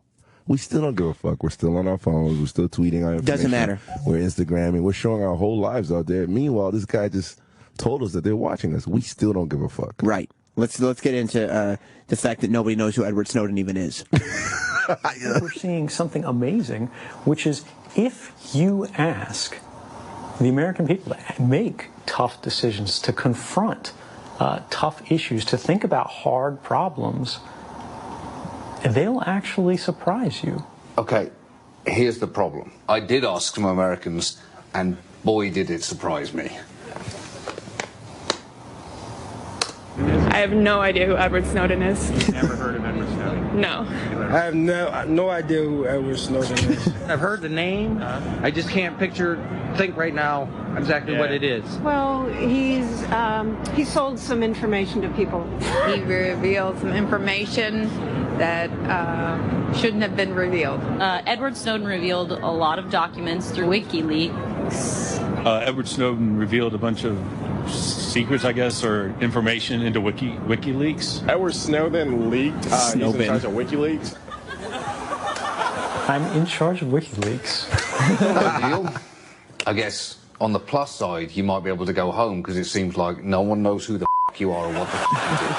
We can't expect everybody to be uniform. Can you imagine going to all the trouble of doing everything that dude did? Like, okay, I'm going to do this because I believe in it, because the American people need to know. He's in hiding. He can't leave Russia. He's got to go through all this bullshit. And now he's coming to the realization that nobody back home cares. Nobody knows who he is. It doesn't matter. He looks like a typical nerdy white dude. He is. That's what he is. That's why he doesn't get that the average person is like, whatever, dude. Of course. Everybody realizes that. When we look at our phones and we're tweeting everything and we've got location services on and we're GPSing everything, we kind of know, yeah, the government's tapping into that. What are you going to do? Even the secrets of SoundCloud. What's up with that? What's the secrets of SoundCloud? What's the deal? I mean, they have our audio. What else could they possibly have? Nah, there's some other secrets too about it. You just don't know. They're tapping into our voice mouths. Is that our voice mouths? It's something that we do have to look into. It's a code. And something that we have to be aware of. Can I tell you what I have a problem with, though? As I watch this show and I'm sitting there, I go, I'm glad John Oliver's doing this. It's balls that he got out to Russia. He got a budget for this. He actually pulled this off. And he got an interview with Edward Snowden. And he didn't get killed. He didn't get killed. He's back at home putting this show on. It's balls that he was able to talk to him the way human beings would talk to him, that he's actually being the voice for the average person. Why don't we do that? I don't like a guy with a British accent, and maybe this is my redneck roots. I honestly get bothered that a guy with a British accent is talking to Edward Snowden about how little Americans know. Because half of me is going like, yeah, this is hilarious, right on, John Oliver. And the other half of me is going, fuck you, Limey. What do you know? What makes you so smart? You know everything. Oh, you know everything, don't you? That's why I wonder about the South African kid who's going to be hosting The Daily Show. It's one thing when Jon Stewart is making fun of American politics, but to hear a kid with a South African accent talk about how stupid Americans are, it's like, whoa, whoa, whoa, whoa, whoa, whoa. But that's how it is in Britain. They're saying that we took their language and we watered it down. Yeah, but you know what? HBO is fucking as American as apple pie. Okay, as far as I can see, John Oliver is making a hell of a career for himself in America. Yeah. So why do you have to go and do that to us? Why do you have to, in your British accent, point out how stupid Americans are? Why? I don't think it's the right thing. It's terrible. Thank you, Charles Barkley. It's terrible. It's terrible. And this, finally, John Oliver got to the question that I know, DJ Whoo Kid, is on your mind.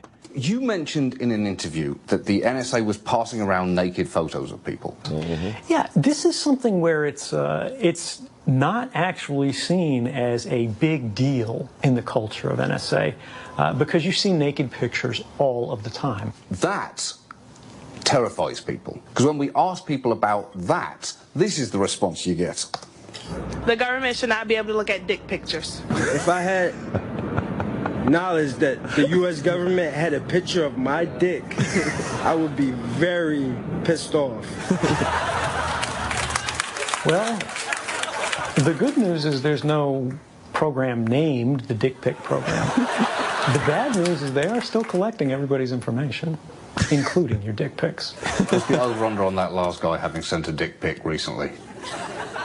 You don't need to guess. I'll show you. I did take a picture of my dick, and I sent it to a girl recently. He did an amazing job, John Oliver, and he's right. He is getting to the bottom of some shit. Like, that's what we care about, is the government making a database of our dick pics. I mean, that's what Chris Brown put out there. He said the government is out for him. The government? And they put his dick out there. It wasn't the government, it was media takeout. That's a totally different thing. No, he said the government tapped into his phone and put his dick out there. Why would the government do that to Chris Brown? He's a public figure. They're trying to, degrade his ass. He punched a black bitch. There's so many other dick pics. You think what? You think President Obama is a big Rihanna fan? He's like, all right, I'm going to get this motherfucker. Rihanna, she's in that Illuminati, that colored shit. Oh, yeah, title, okay. But Chris Brown didn't want to join, so they put his dick out there. His dick's been out for years. I saw his dick years ago. You did? Years ago. You Googled it? I Googled it. I wanted to see. I'm a very curious person.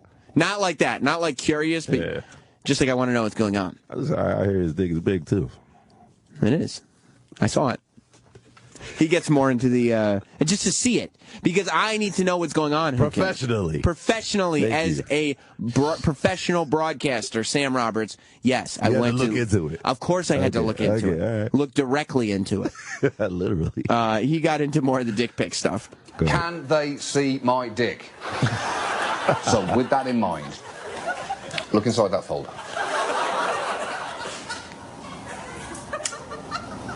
That is a picture of my dick. So let's go through each NSA program and explain to me its capabilities in regards to that photograph of my penis. So, 702 surveillance, can they see my dick? Yes. The FISA Amendments Act of 2008, which Section 702 falls under, allows the bulk collection of internet communications that are one-end foreign. Bulk collection, now we're talking about my dick. You get it. It's not what I expect. You get it, though, right? I do. On that level, I said thank God for John Oliver, who's smart enough to know the minute Edward Snowden goes over everybody's head, and he's got to bring it right back down for us. Bulk. But I'm telling you, there's something about the fact that he's dumbing it down and the fact that he's pointing out that Americans don't give a fuck that is not charming coming out of a British mouth. I don't like that much coming out of British mouths. But specifically when it's like something about Americans not being up on their shit. It's just, there's something smarmy about a British guy saying it. I mean, they're saying they speak proper. We don't speak proper English. You don't speak proper English. I do. I'm not talking about the nigga shit. I'm talking about your shit. Oh. Like, they're disgusted, as Waka Flocka would say, on the way you talk. About the way I speak. Because you don't speak proper. I don't speak the King's English because my forefathers busted out of that tyrannical, shitty little island. We busted out of there. We came here.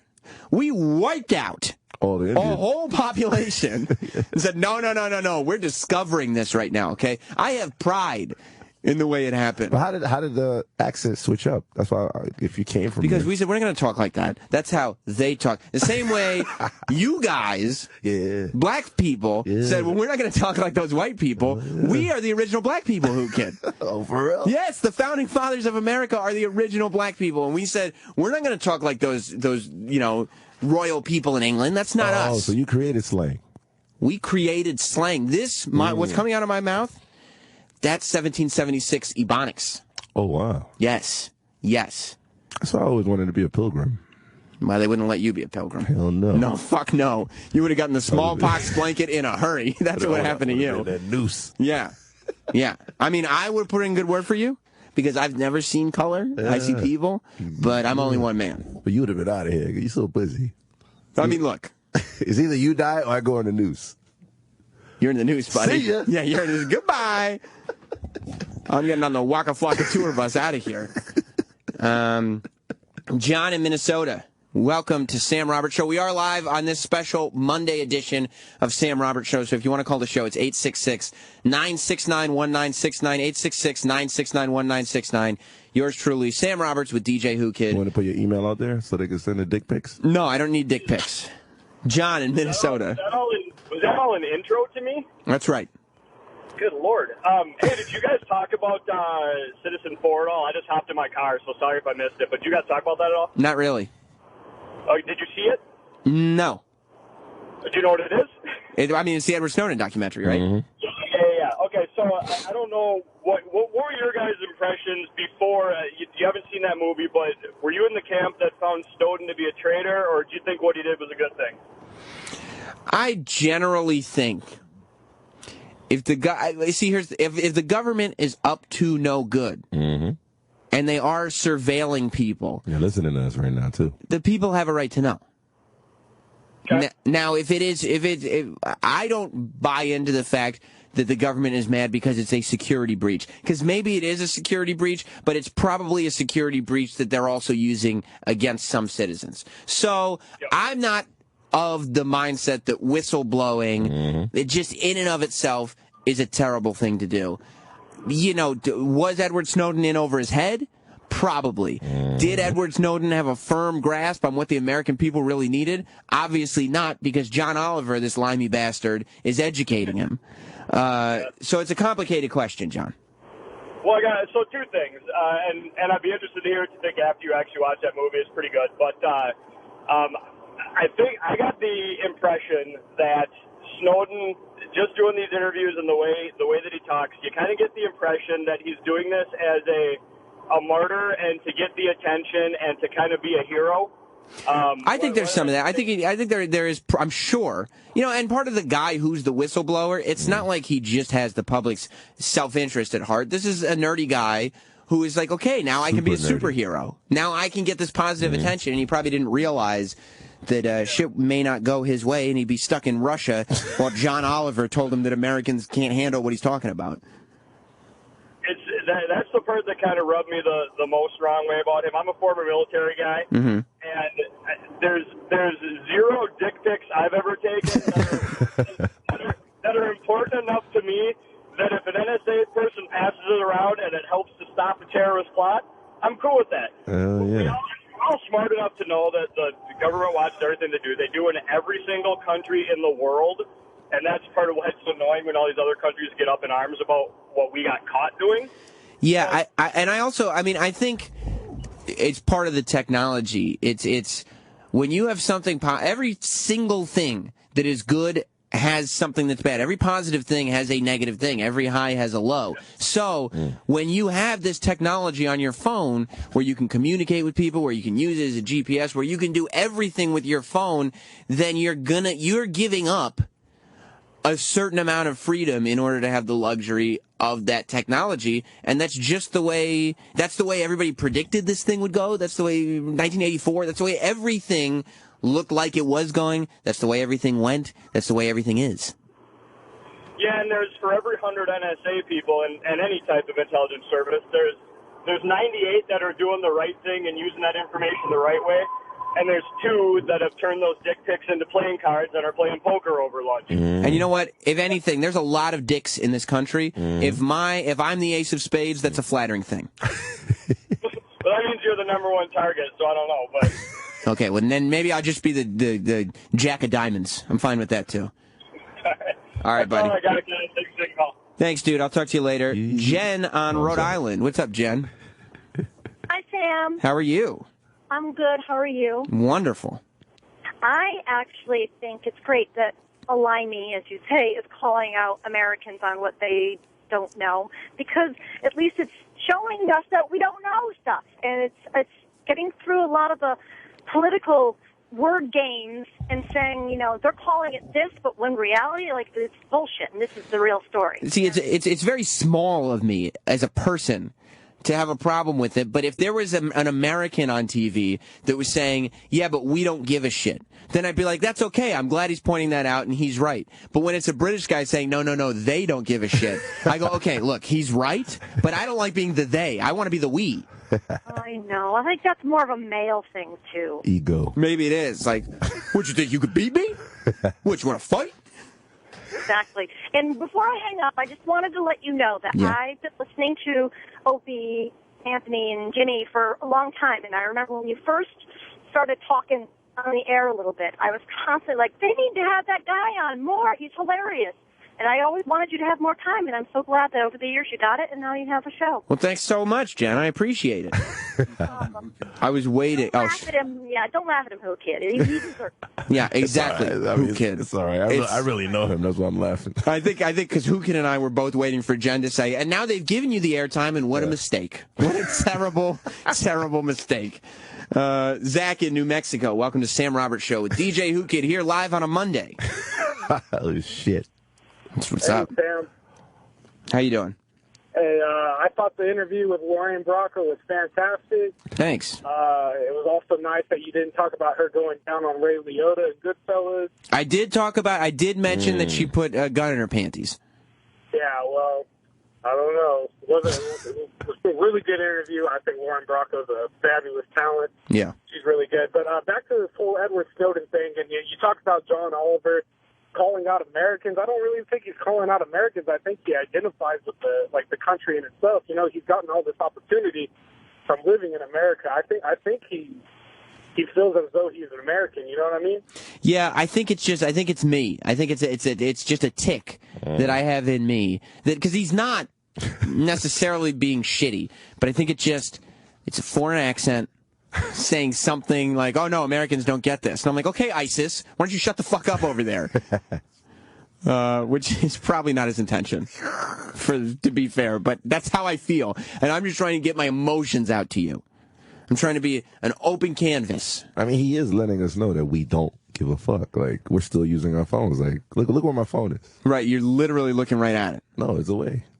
What do you mean your phone's away? It's on airplane mode. Oh, well, I couldn't tell it was on airplane mode. Why is your phone on airplane mode? Just in case they're we're on the radio. They could just listen to the show. No. Not only could they tap into this conversation, but they could literally just turn on the dial. Oh, good, we have Sirius XM. Somebody in the government subscribes. If not, they know somebody's password and can get online. My shit's on airplane mode, my nigga. Be safe, Whoo Kid. Be safe. John in Miami. Yes, boys. What's up, buddy?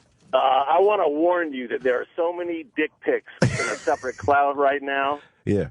pretty soon you're going to need a penis umbrella. It's raining dicks. It's raining dicks. Yeah, I got to imagine. Stan, did you hear Ron and Fez today? No, I was sitting Shiva for Ron and Fez. No, but it was fantastic. They had an interview. Oh, God, now I can't think of the damn guy's name. Horrible. I don't know. Rutger Hauer. Oh, I'm sure it'll be on demand, so I'll give it a listen. Give it a listen. I mean, it's Opie, not Opie, but Anthony was on the on that one. You know what? I remember it. It was from WNEW. That was a great clip. Yeah, it was freaking hilarious. Awesome. Thanks, buddy. Take care, guys. I'll talk to you later. Yeah. You never did that before, right? What? Take a picture of your thing and just like, why would a guy do that?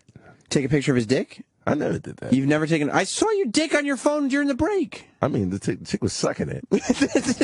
I mean, it's still your dick. I saw it. But I didn't take it by myself and send it out. It's a video. Oh. It wasn't a photo. It was a paused video. Oh, I see. You're saying you don't understand why a man... by himself would like, all right, I'm going to take a photo of my dick and then send it out. I mean, I've never done it, but I could see, like, if I was single... I probably wouldn't do it if I was single. I'd be embarrassed, but... And then the thing is, it's not like a pussy where a pussy just stays there. Right. It's the same size, however you're looking at it. A pussy is the same size. So you're saying you don't need to sit there and figure out the lighting and the angle? A pussy's a pussy, but in order for you to send a dick pic, you don't want to send a limp dick. Right. So you're like playing with yourself, do all kinds of stuff. So anybody with a dick pic has like at least 35 other dick pics that weren't as good. Yeah, because they just no. Actually, but you have to arouse yourself by yourself. Right. Well, yeah, I can arouse myself by myself. I've masturbated before. Have you? Yeah, I do that shit every week. Okay, well that's what I'm saying. Like if you're like, what about right before you come, you just take a quick picture? How could you do that? You're like in ecstasy. I guess. That's so poetic. And the sock is there. I gotta hurry up and grab that sock. Right. You don't have time. Ain't nobody got time for dick pics. I hope you don't use your bed sheets, man. That's what socks are there for. No, I use paper towels. You're a clean motherfucker, man. Thank you. I appreciate that. I've been waiting for you to notice that about me, DJ Whoo Kid. Guy, man. Well, listen. Enough about all this. We got a couple of guests that are coming into studio. These are guys that hang out outside this building. They were on the show a couple months ago. I didn't get to introduce them to you, DJ Whoo Kid, but I'm going to today. You're going to the Filthy Brothers, a.k.a. the Twin Towers of Rap. Shit. I don't know why after, say, early September 2001, you would name yourselves after the Twin Towers as if you were a tall, standing couple of guys, but they decided to. The Twin Towers of Rap. They rep in New York. Are coming in. They are repping New York. They hang out outside this building, trying to get photos with celebrities. They're very active on Twitter. We met them before. We meet them again. DJ Whoo Kid for the first time. When we get back with this very special live Sam Roberts show. Sam Roberts, Friday show will be right back. Right back. Right back.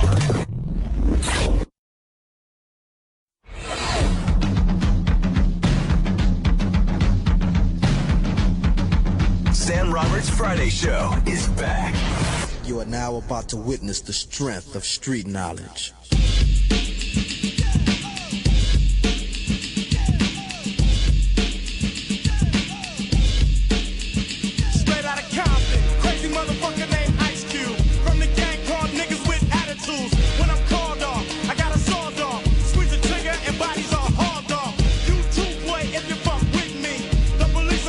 Welcome back, live Sam Roberts show, special on a Monday here on Obi Radio. 866-969-1969 is the phone number. 866-969-1969 to get through on this very special Monday Sam Roberts show. DJ Whoo Kid has returned on a Monday. Going up on a Monday. On a Monday. Yeah, that's right. Hopefully on a Tuesday, one of these days. Yeah. Welcome back to the show, DJ Whoo Kid. Thank you, sir. You know, officially back in the fold. You've been here all afternoon, but officially back to the show. I got so excited when I went to see Furious 7 yesterday. The reason I'm playing Straight Outta Compton is because I went to see Furious 7. And by the way, we should get the Twin Towers in here. I talked about how I'm tired of all these superhero movies and I like original ideas, and I'm tired of just redoing the same idea. Furious 7 was good like that? I could watch those Fast and Furious movies over and over again. Get out of here, bro. That's like the one franchise that I'm okay. Like, just keep making Furious 7, 5, 9 movies, and I don't care. I don't care who's alive. I don't care who's dead. Just keep doing them. The cars go fast. Things blow up. It's absurd. It makes no sense. It's like exaggeration. Like it's ridiculous. Exaggeration. They destroyed Los Angeles as if it was just like, oh, this happens sometimes. It made no sense whatsoever. It was the dumbest movie I've ever seen. But it's a man's movie. It's a man's movie. It's a dumb dude's movie. That's all that counts. And then when I saw the thing, I go in, and they're playing the trailer for Straight Outta Compton, the NWA movie. That's hot. So I got very, very excited. But yeah, like they had, even in the end, even the sentimental moment where they kind of acknowledged that Paul Walker was dead at the end of it. You cried? I heard a lot of people were crying. I didn't cry because I still even thought that was kind of stupid. But it was just like dumb and easy, and this is the movie. That movie, you know how much money that movie made this weekend? 100 mil. 100. Globally? $400 million this weekend. A lot of dumb people out there. A lot of dumb people out there. It's crazy. Yeah, it's fucking nuts. Shit. Chris in Indiana. Yeah, Sam Roberts. How you doing today? Good, pal. How you doing? Not too bad. Just wanted to get in touch with you and see what you thought about Opie and Anthony kind of getting into it lately. I mean, I talked about it a little bit at the top of the show. I think it's, brothers fight sometimes, but I've heard that there's more going on as this show's going on, which I'm not 100% aware of at the moment. Which I was just talking to you about before we got on. Yeah, there's rumors circulating around the office that there is some shit going on that, I'm doing my show at the same time as other stuff's going on, so I don't know.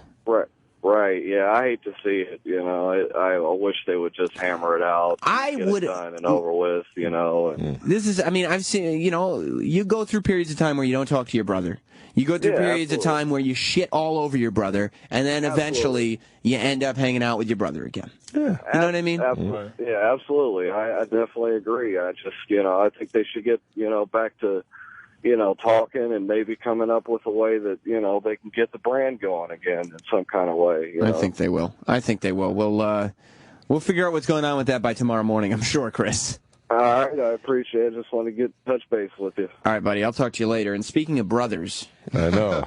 You got twin brothers. The filthiest of all brothers. Yes, sir. Have entered the studio. The Filthy Brothers. That's right. Man, that shit feel good. We back on Darn Sam right, Roberts man. show. Sam Roberts show. I just blocked a bunch of people. They was hating on you in my inbox, man. What? Yeah. They always do. Hating on me. Yeah, I got everything screenshot. Like you can see. And the funny thing about DJ Whoo Kid, man. Shout out to DJ Whoo Kid. You know what's funny about internet trolls? What's that? Most of them, if you look, they only have about 10, 15 followers. It's like, who are you tweeting to? And they have 1,000 tweets. It's like they're tweeting to themselves. Yeah, right. It's like, what's the point? It's like, what were they saying about me? No, man, they was like, well, no, I don't want it. I'm not giving them no play. I'm not going to give them. They was trying to disrespect, and I would automatically, I seen the hate against Sam, and I just pressed block. Right there. Like, yeah. I don't block them. I love it. Why would you say that? Respect the Whoo Kid, man. You're supposed to be on this on my crew. I got mad respect for this dude right here, because this dude came a long way. Like, way back when we was in Hot 97. We was in Hot 97 with him years ago. Yeah. Come on, Whoo Kid always been on his shit, man. Well, for those that don't know, of course, the Filthy Brothers, the Twin Towers of Rap, they've been up here before. Yeah. I met them because I noticed them every day, not every day, a lot of days, outside of this Sirius XM building. Right. Yeah. And they were standing there, and I didn't know who they were. Yeah, just kicking, just kicking it, and they were making money, man, taking pictures with people, because we're like the tallest twins anybody ever seen. Right. It's a couple of 7-foot tall, identical black twins dressed exactly alike. For a while, mad females downstairs for that, like, right, coming in the building, like, here's the number and everything. Like, really? My brother got some pictures. Like, we started a commotion on 42nd Street. The paparazzi's in the it was about 20 paparazzi. And the tourists was like, they grouped up and like was taking. Wow, I got the photos and everything. Yeah, it was right there on the Ave and everything. And as far as downstairs, the paparazzis be jealous of us. Sometimes wait. Let me get this straight. The paparazzis are jealous of you two. Yeah, because we have to separate that. Just because, see, we're artists. So just because we're around paparazzis doesn't mean we're paparazzis. Right. They're the paparazzis. They try to hang around us. When you're different, you'll always stand out. It doesn't matter who you're standing around. And how can you tell when it's a paparazzi? Are they overweight? When a celebrity steps on site, they run over. Look at the way they act. Right. I be standing back. They're going, yo, please take a picture. Niecy Nash walk right by us. Paparazzi. Chrissy Teigen walk right by us. And we be people chilling. talk about like we walk up like. Let's talk about the celebrities that walk right by us and we just be standing there looking like, oh, son, that's so and so. Like, all right, cool. You're all fired up. So people that don't know, they hang out outside the building a lot, and they for a while they were wearing Knicks warm-up suits all the time. It looked like they stuck out like a sore thumb. But the Twin Towers are artists first and foremost. They're rappers, and they've got multiple MCs. Yeah, because rap is like just like fast food. It's like we make the good food. Like that's the MC food. You're like the Mario Batali. Right. There you go. Shout out to Sam Robertson. And a lot of celebrities that even been on this show, they post pictures of us on their Instagram. Right, because they're impressed. Because they know they've got a couple of artists out there, and what you guys do is you have your albums with you, your classic albums, as I read on Twitter. Yeah, we can rap. And you guys, you take a photo with the celebrity, whether that be The Rock, whether if they don't have bad like auras and stuff. Can I tell you, celebrities walk by us all the time. We make the decision whether we want to introduce ourselves. Who's the last person that you said no thank you to? I don't want to put them on blast. Put them on blast. Sound bad, but I'm telling you, they just be walking by us. I mean, let's put them on blast. You know what the funny thing about it? Check this. When a lot of the celebrities, when they pull up in front of Shade 4-5, they get out. All the paparazzis will run towards them, right? Right. So we stand in our own little corner. Right. They look past all the paparazzis. They be like, well, who's those tall black guys standing right there? Right. And automatically, attention Rosie right there. You know Rosie O'Donnell is like... Well, I saw Rosie O'Donnell on your Twitter. Yeah, she's outspoken. Now, the dude tried to run up on her and take a photo. She was like, I only pose with twins. Yeah, she walked right off after that. So she knew the difference between these people that are kind of leeches trying to get photos and a couple of artists that are down there trying to accomplish something. She don't play neither. She questioned us, and we answered all her questions. Excellent. We're smart. Right. We just use the fact that Sirius XM is a popping building and a lot of people go out there. That's right. You know what I'm saying? People go in and out this building, and I don't want to be on 125th Street around crackheads and all that stuff. Exactly. It doesn't make sense. This building is money, so you need to go where the money is at. I mean, look who's in here. Primetime Sam Roberts. Am I right? Yes. 100%. I mean, look at who's coming through this show today. Lorraine Bracco comes in, Lorraine comes out. DJ Whoo Kid comes in, Whoo Kid comes out. The Twin Towers come in. Yes. I mean, it's an amazing thing. That's why we'd rather be here. We brag to everybody that, like every other radio show in here too, we let them know, listen, if you don't want to show them love, listen, we've been on the Sam Roberts show, and these guys bring just as many superstars here as y'all show, so it doesn't matter. I mean, the other shows around here have to understand that they have to feel threatened, quite frankly. Once you guys show up, okay, there's a $100 bill mixed in with your photo.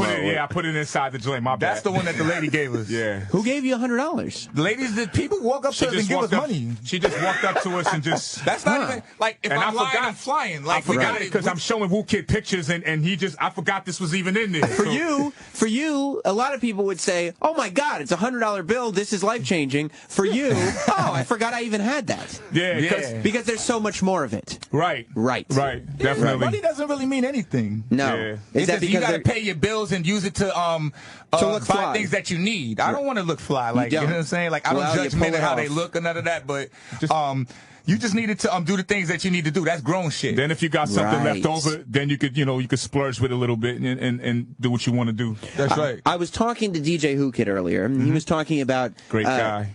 However, I don't know if he is a great guy because he told me that even if he knew a concert venue was a racist concert venue, he would accept the $40,000 to play a gig there because he'd like to buy himself a chain with that money. You gotta get that money. Okay, go on, kid. Get that money, man. Man, stack that, man. Because think about it. He's pimping the game. He knows he's not really a racist. So he's just getting that money. And a lot of people don't put into context how important money is. Right. You got to get that money. Yeah. Right. In certain cases, because money is a personality substitute. Yeah. DJ Whoo Kid, do you have a personality or money? Money. Okay, see? So you're right. That's personality itself right there. Just even derailing that. Like, I mean, one example would be Beyonce. She accepted $1 million from Gaddafi. But she sent back only one of the shows. Right, but she still did the one show. No, there was other shows that just never promoted. Oh, you mean so we only found out about one of the shows? One of them during the time we're about But there were plenty of shows that she was doing. These guys get $1 million. Have you ever gotten an offer like that from like a terrorist leader or a foreign entity to perform at a party for them? Nah. Would you? Good question. Because I know that happens with a lot of artists. If the money's right and me and my brother don't have to do anything crazy. Would you perform? How about this? ISIS comes to you and says, "Oh, I'm not dealing with them." Nah. But I'm not dealing with them. Watch this. See ya. Watch this. All we need you to do is perform, and you can do it over Skype. You can do it over Skype. I don't trust them, dude. But listen I don't to trust this. them, It's now over they got Skype. too much of your information now. Nah. And it's $78,000 each per twin. I'm not with it. I have integrity. Yeah. Wow. You guys are men of integrity. Yeah. The Twin Towers. I wouldn't do that either. And I'm not going to speak bad about them either. Yeah. Now, if I was in Whoo Kid's position, like he said, the racist venue, but you still want to DJ for that money, I'm like, nah, that's different. I'll take the money. I'll DJ and I'll take the money and laugh to the bank. It's no problem. I like that. You won't speak bad about ISIS. You won't. I don't do that. Okay. I don't know. Good. I just don't. Because deal with them. You don't judge. Yeah. You're not here to judge. But think about it. Like all the big major artists you see that's performing, Kanye West, Flo Rida, they all get like $500 to $1 million to perform for private dictators or generals, all these American guys that book them. But they'll go to that country and perform, but they don't know what this guy, he could be like a genocidal like leader, killing kids and stuff like that. They don't care. They got paid. So what's the difference between me saying no to some high school, some stupid white people saying some dumb shit. Right. For 40 G. Right. To me, they're just stupid white people saying some dumb shit. And you're laughing to the bank. Right. You wouldn't mind, we're talking specifically about the college where the fraternity was singing songs about lynching black people. Yep. You'd perform for them for 40 G's? Of course. They could say all that stupid shit, and Whoo Kid's leaving out there with the money, and they're broke. Right.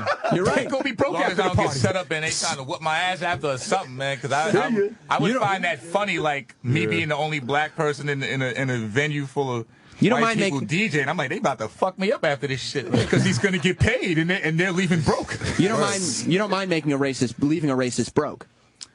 You don't mind. I don't even like racist people. I don't like racist people. I think white people are just as cool as black people. What is the problem? How can you let something it's just certain such as a color? But let's be honest. Right. Black people tend to be a little cooler than white people. I don't really agree with that. Really? I don't agree with that. I don't agree with that. I don't agree with that. I think white we be people around are just so as dope, many man. people. Like I've been You've around met dope white people, Chinese people, white people, and I'm like, everybody loves Oreos. Everybody loves Oreo cookies, right? I love them. Why is it so good? Because you take the black and the white and mix it. I didn't think about that. I understand. Exactly. Holy shit. You know what I'm saying? I understand. Hey. You know what kind of ice cream I like? Wow. Chocolate, vanilla, strawberry. All three mixed together. Yeah. Damn, that's not bad, right? Listen, there. everybody, if you're gonna try to brush an opportunity to the side or not deal with people because of their color, I automatically know what box to put you in. Right. Something Ignorance. as cheap as that. Come Ignorance. On, exactly. What about the women's situation? Now, it's not racist to prefer one ethnicity over another. It might just be your type. Do you guys like the same type of woman? I mean, I'm assuming you're heterosexuals, correct? His female, his woman has been with me, and my woman has been with him. So you share women? Yes. We've done it before, but it's like how you pass a blunt. I love white women, Chinese women. I don't care what. So instead of puff puff pass, it's hump hump pass. That's crazy. Okay. Yes. With twins, you got to live it out. We've done that plenty of times. Wow. These guys are my heroes. In the same day? Of course. Of course. What kind of dumbass question is that? That's a stupid question on my part, and I apologize. Did you ever thing we've ever tried to do is like if we're knocking out a set of twin ladies or sure. We'll try to orgasm at the same time. Like, yo, twin, you ready? 3, 2, go! Like, all right. So you guys will have sex with a pair of women in the same room? Hell yeah! Why not? Yeah. Can I ask you a question personally? We'll hit the same female.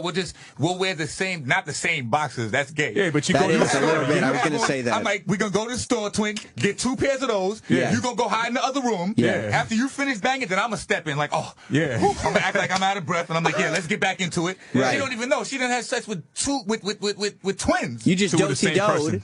Yeah. And Switchboard, can I ask you a personal question? Sure.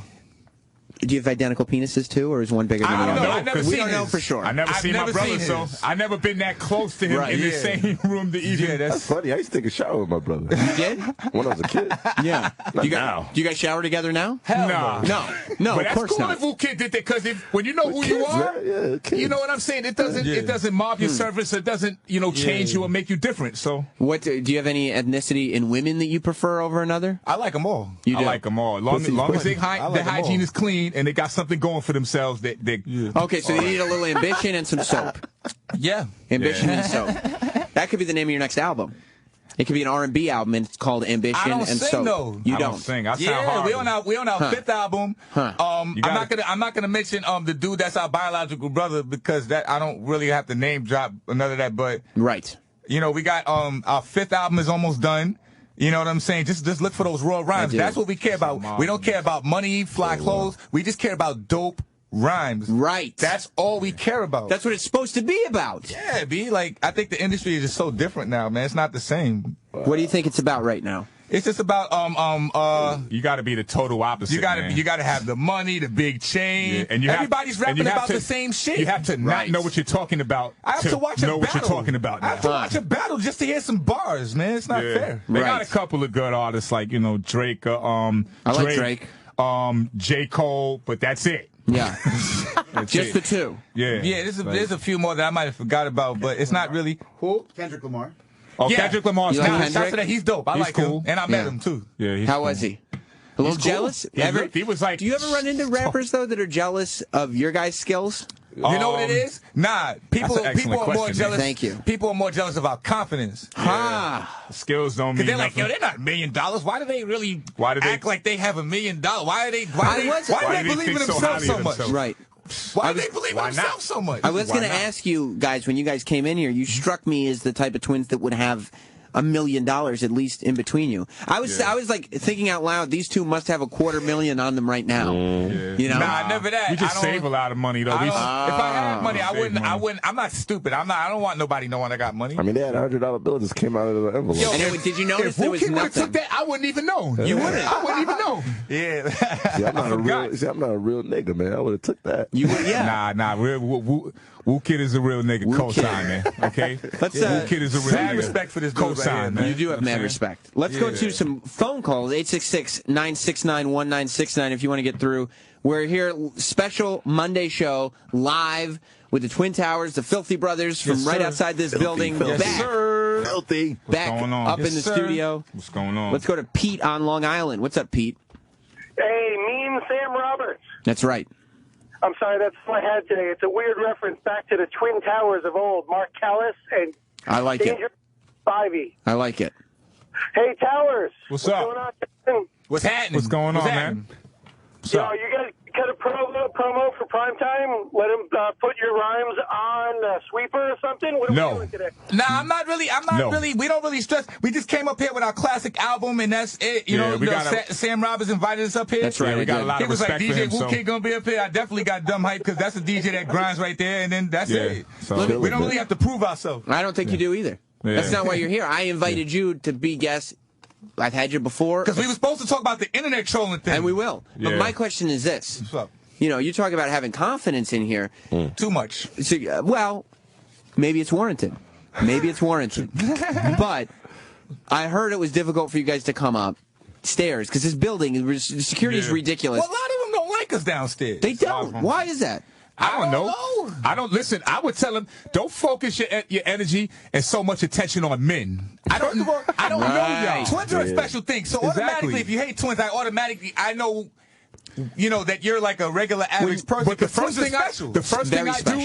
first thing I'm like, well, why are they giving us so much attention? Right. And I don't know them. I know that. So when you say you shouldn't put so much attention on men, are you saying that maybe that some of the reasons the security guards have trouble with you in this building is because they're homosexual? Well, listen, I would say that I would say that. I'm not, no disrespect. But if the shoe fits wearing, you know, we don't know any of them personally, so the way they look at us and the way they act, to me, it's like saying, well, if we was dressed a certain way, they could have a sexual fantasy about us or some sort. I don't know about that.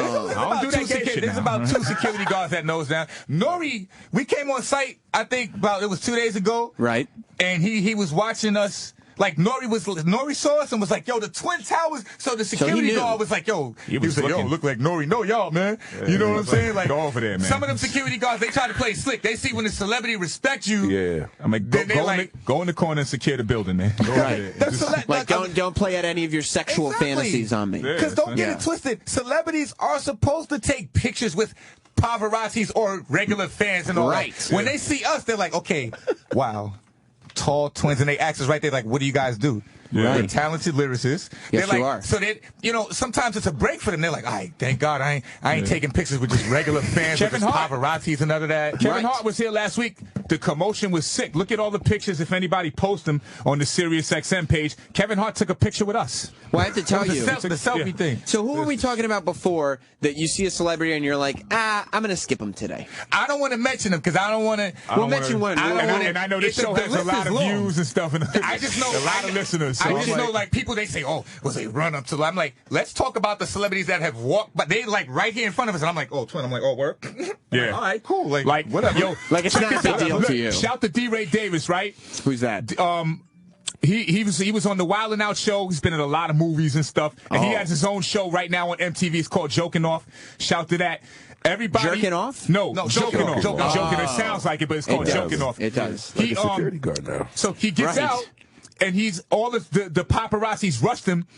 He brushed them off. He walked right up to us. He said, I just retweeted y'all. He looked at us. We have a recognizable image. Yes, you do. Before we met him in person, he retweeted us like 5 minutes before we actually. So it was a shock to him. He didn't even know he was gonna, meet us. You know what I'm saying? But security sees them every day. So why are they giving them issues to come up the It elevator? may be based on what they've been saying. Especially if we invited them. Yeah. Right. I mean, unless it's some kind of gay fantasy. But but this is a serious building. It's not just like serious action. This building is really serious. Right. Yeah. One of the security guards was like, well, we don't care if Tom Cruise comes in here. Like, they got to have ID and Well, I was going to ask you that because everybody does show ID, and I heard that one of you guys presented your birth certificate. Yeah, I have my birth certificate, and I had one ID because my ID is his ID, and his ID is my ID. Can I see? Because you're the same guy. Yeah. Can I see your birth certificate? Yes. You literally carry your birth certificate with you. Not all of it, but I know I was only because this he is an didn't have official his radio ID. show, so I said I'm gonna bring the birth certificate. Right. That makes sense to me. I wish more guests would bring their birth certificates when they came up here and treat this show with the respect and professionalism that it deserves. Well, it definitely deserves the respect it does. You see our timeline, right? Yes. You see the promotion behind that, right? Absolutely. I promote until there's no timeline on my page. That's right. And you know who really appreciates it, who I was talking to? Nicole Ryan, Mashup Nicole. Oh, she likes that? Yeah, she said keep tweeting her. Oh, that's cool. Yeah, she enjoys it. How's she doing? She's good. She wanted to be here. She's very sad. She had an audition she had to go to, but she's dope. She be making moves. I like her, man. She be making moves. Would you have sex with Nicole Ryan? I don't want to say because I don't want y'all to be like, yo, the filthy brothers said they was gonna. Okay, yes. No, of course I would. She's a beautiful woman. I don't want to say it. You know what I'm saying? No, So hell yes, I would. We're not being disrespectful. Hell yeah. Can I Okay, see you're your- right. You're right. He asked me. You're right. Yeah. I asked 10 times I would. Okay, good to know. Hit it from the back. Looks like we're looking for the birth certificate. All right, give me a second. What's wrong with you? Come on, son. The see what Filthy I'm Brothers. working with right here, bro? The Filthy Brothers came in with it looks like half a dozen envelopes, all of them containing photos, hard copies of photos with various celebrities, as well as $100 bills that they can't even keep track of at this point. Because when you get on official radio shows, you gotta have that, man. Right. You can't be playing around and stuff. You know, people they get on radio shows and stuff, and they really have nothing to talk about. I'm Not like, you guys. Yeah, we walk around with. I usually remember the last time we came up here. I had my whole resume spread it out on the table. I left my resume home though. Oh, so that's why we got the album with us. And you know what the thing about resumes is, and this is why I can tell you guys are the real deal. So many people will come up to me with a resume, one page. Not even a back to it. Just one page, the front of it, it's one sheet of paper. That's not even a resume. That's a resume. That's not a resume. That's a resume of not having a resume. That's a half a resume. Didn't make it to the resume part. That's a resume. And honestly, before I met you guys, I would say to myself, okay, this person's accomplished a full page worth of stuff. Then the Filthy Brothers came up here with literally dozens. For a textbook? That's why I got the birth certificate, but it's just finding me trouble right now. We've been rapping for 25 years. So right. That was only half of our resume, what we had documented, because I had so much other stuff. We was in magazines. I was trying to get a hold of the magazines, couldn't do it. Just to document it. So we're into a lot of stuff. Are you still looking for your birth certificate? Man, forget that. Dead that, man. I know. When I pull it out, I'm gonna just pull it right there. Just I got a lot of stuff right here. I don't play games when I come on radio shows. No, you don't. If it was some little weak punk radio show, I would. It wasn't even his birth certificate. It was his what is that thing with the? It was my birth certificate and my social security card I pulled out. This is what I will never understand. How could you present your social security card and birth certificate and still have a hard time? That's a real I already know what to expect from the security guards down there. Half of them, they be like half sleep. They don't even really like their job and shit. So Let's go to John in Georgia, who wants to speak to the Filthy Brothers live here on a Monday edition of Sam Roberts Show. You know it. 866-969-1969 is the phone number. How's it going, John? How you doing, Sam? Fabulous. Lee. I just had a couple questions for these fancy twins you got up in there. What's happening? So, all right, quick question. I seen y'all take a lot of pictures with celebrities, which I think is cool as hell. Okay. How many of them have heard your album before they take the picture and co-sign? Tell me. I don't care. No, respectfully, no. That's a cool question he asked. That's an excellent question. Yeah. I'm not into do they respect my rhyme skills and none of that. A lot of them, they be busy. They see us and they stop for us. So I don't want to take their time. I take the fact that they respect us and they respect our image, and we do so much heavy networking on the, social media. I'm like, this is what we'll let them know our resume on social media because we're heavy on there. Yeah, but respectfully, like whether people listen to it or celebrities listen to our music or like it, we don't care. Doesn't matter as long as they're co-signing, right? Well, even if they don't co-sign, people will find out later on. My fault. No, you're good. You're good with us, bro. Yeah, that was an excellent question, bro. All right, I just want to give y'all a heads up because I do like rap. Okay. He likes rap. WHOO. Okay. Yo, that's what's up, my man. Okay, respect. He was just a little confused as to the process of co-signing before hearing the album, but we cleared it up. Right. We cleared it up, and I'll tell you this. In front of me right now, I have this is legitimate. This is for real. I actually found it when I was going through the photos. Whoo Kid was able to find it. Whoo Kid is the fucking man. We could curse. I'm sorry about that. Curse all you want. Whoo Kid is the fucking man. Salute to him. Yeah, I found your birth certificate. He found the social security card and birth certificate of one of the Filthy Brothers. This could get a lot of money on eBay, I'll bet. There you go. I wish, man. Flat out. All right. Don't lose that. Yeah. My God. This is going straight upstairs. But so tell me, guys, it seems like ever since, and we've had, I've had to clarify my position with you guys on more than one occasion, because you've had to deal. Now, you had to know when you came on, as much fame as you guys already had, you had to know when you came on Sam Roberts' show that you were going to achieve a great deal more fame. Is that what happened? Yes. So, and you know that when that happens, you start to get more negative people in there as well. That's just a cost of fame. People, they add us and they talk shit. Even if we block a lot of dudes, they'll add us. They'll be like, "Why you want to be on Sam Roberts' show? Get on so and so," and I just block them. Right. I don't even answer them because I got respect for you. Let me explain about social media. All right. Explain it. Preach it, brother. If you're listening to this, do not tweet us negative shit because I'm going to block you. Yeah. See, you know what an internet troll is? An internet troll wants attention. When you answer them back, I don't even care if you're dissing them hard enough to make them want to delete their page. You're giving them attention. You're not supposed to give internet trolls attention. And don't feed the trolls. And it's the most attention that they probably got all day. I'm telling you. You know how many celebrities delete their Twitter because they got what's called online abuse or online bullying? And I'm saying to myself, you idiot, what the hell can a busy millionaire celebrity take personally from an internet troll who does nothing with their life but chase the people on the internet who are doing things? I mean, I blocked Sam twice. Why'd you block me? You trying to go at me one time. I unblocked you. I follow you again. Thank you. I use slang incorrectly sometimes. I don't know what I'm saying a lot of the times. Do you know how much negative comments that we're going to get later on just for being up here? And I'm just telling y'all, don't waste y'all finger time because I'm going to block you. And then sitting next to DJ Whoo Kid? Don't do it. I'm telling you. And first of all, a lot of respect to Opie. I'm not dissing Opie. I'm saying his followers and a lot of Sam Roberts followers, these dudes be having, they got pictures of a dick on top of a butterfly in their Abby. They'll have a bird. It's like, they got funny Abbies. They got under 5 followers. I'm like, you're tweeting. Are you tweeting yourself? Like, And when you say funny, you don't mean like, oh, that's funny. You mean like, fam, they got one of them had an Abby. They had Peter Griffin in the avatar. Right. Like they got funny Abbies. I'd be like, all right.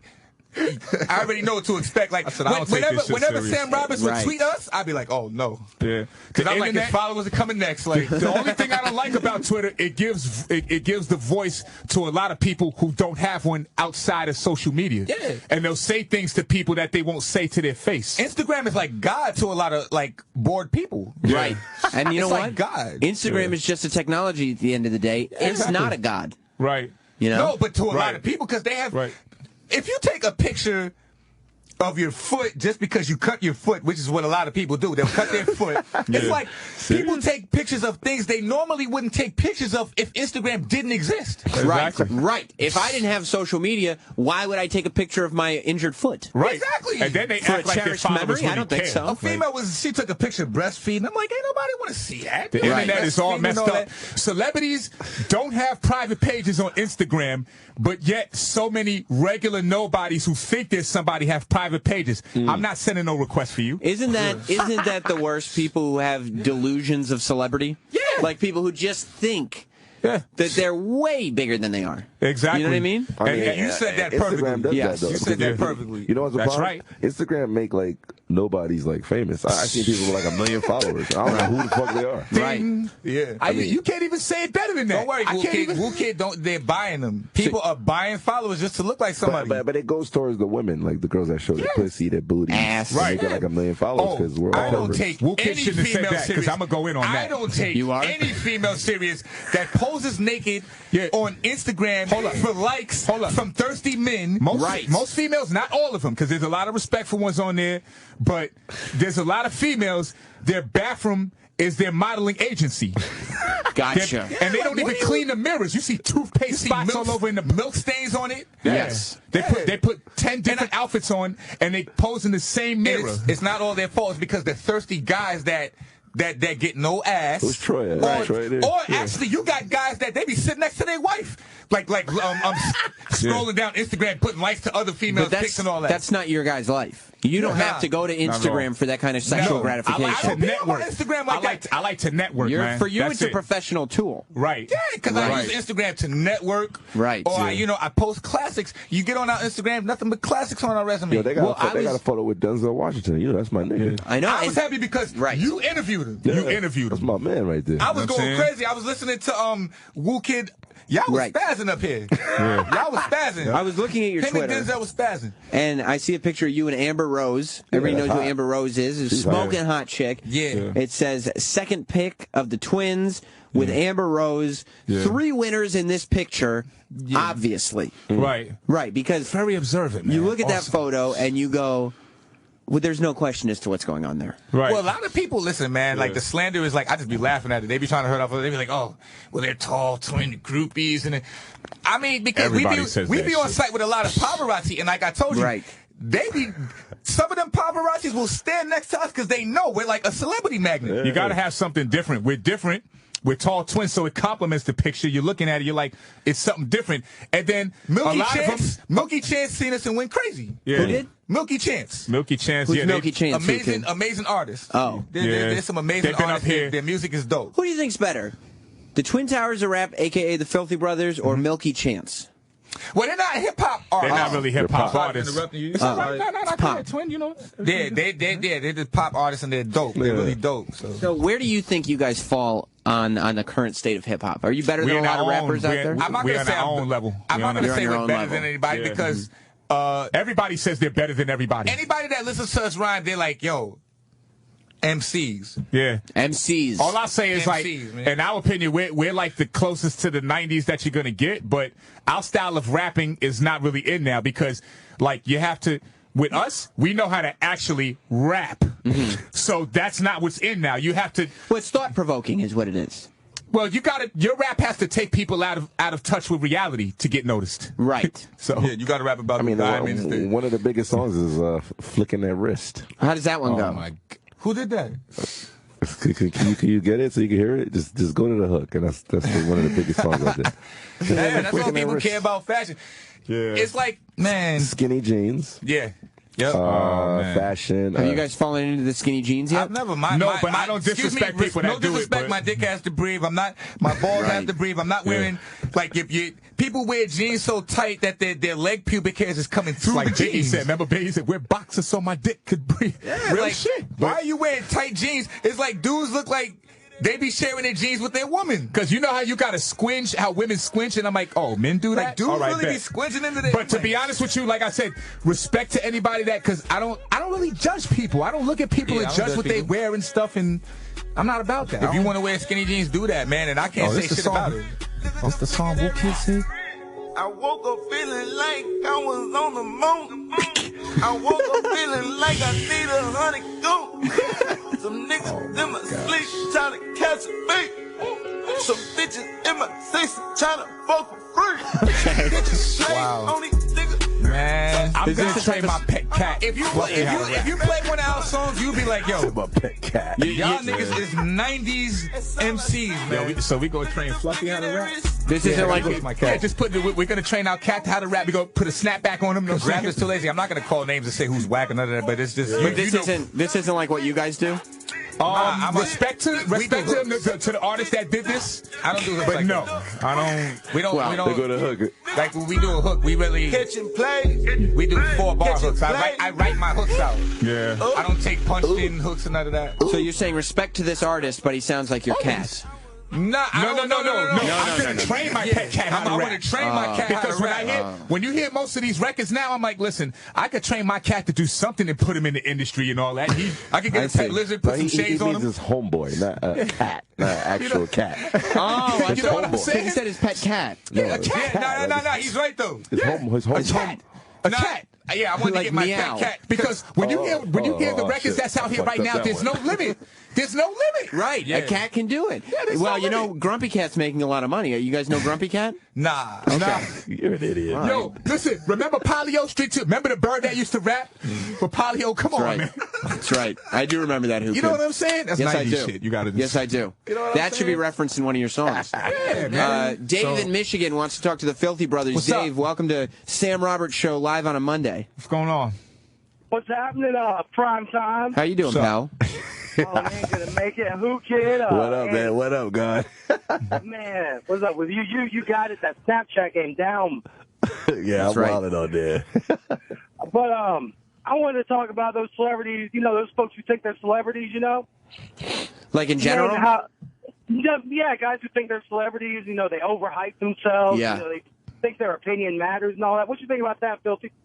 Excellent question. Yeah, that's an excellent question, man. Yes. You know, it's all in their minds, man. Yeah, but it's all in their minds, But then sometimes it's kind of bad because, you know, there's weirdos, especially on Twitter, because Twitter is really where it's like you drop a message and you're having a conversation with yourself and you're seeing who else agrees with you. So, you know, there's weirdos, you know, they say stuff and then there's a lot of other weirdos that agree with them. So sometimes there's weirdos that actually have a following of other weirdos that agree with them. Yeah. Gotcha.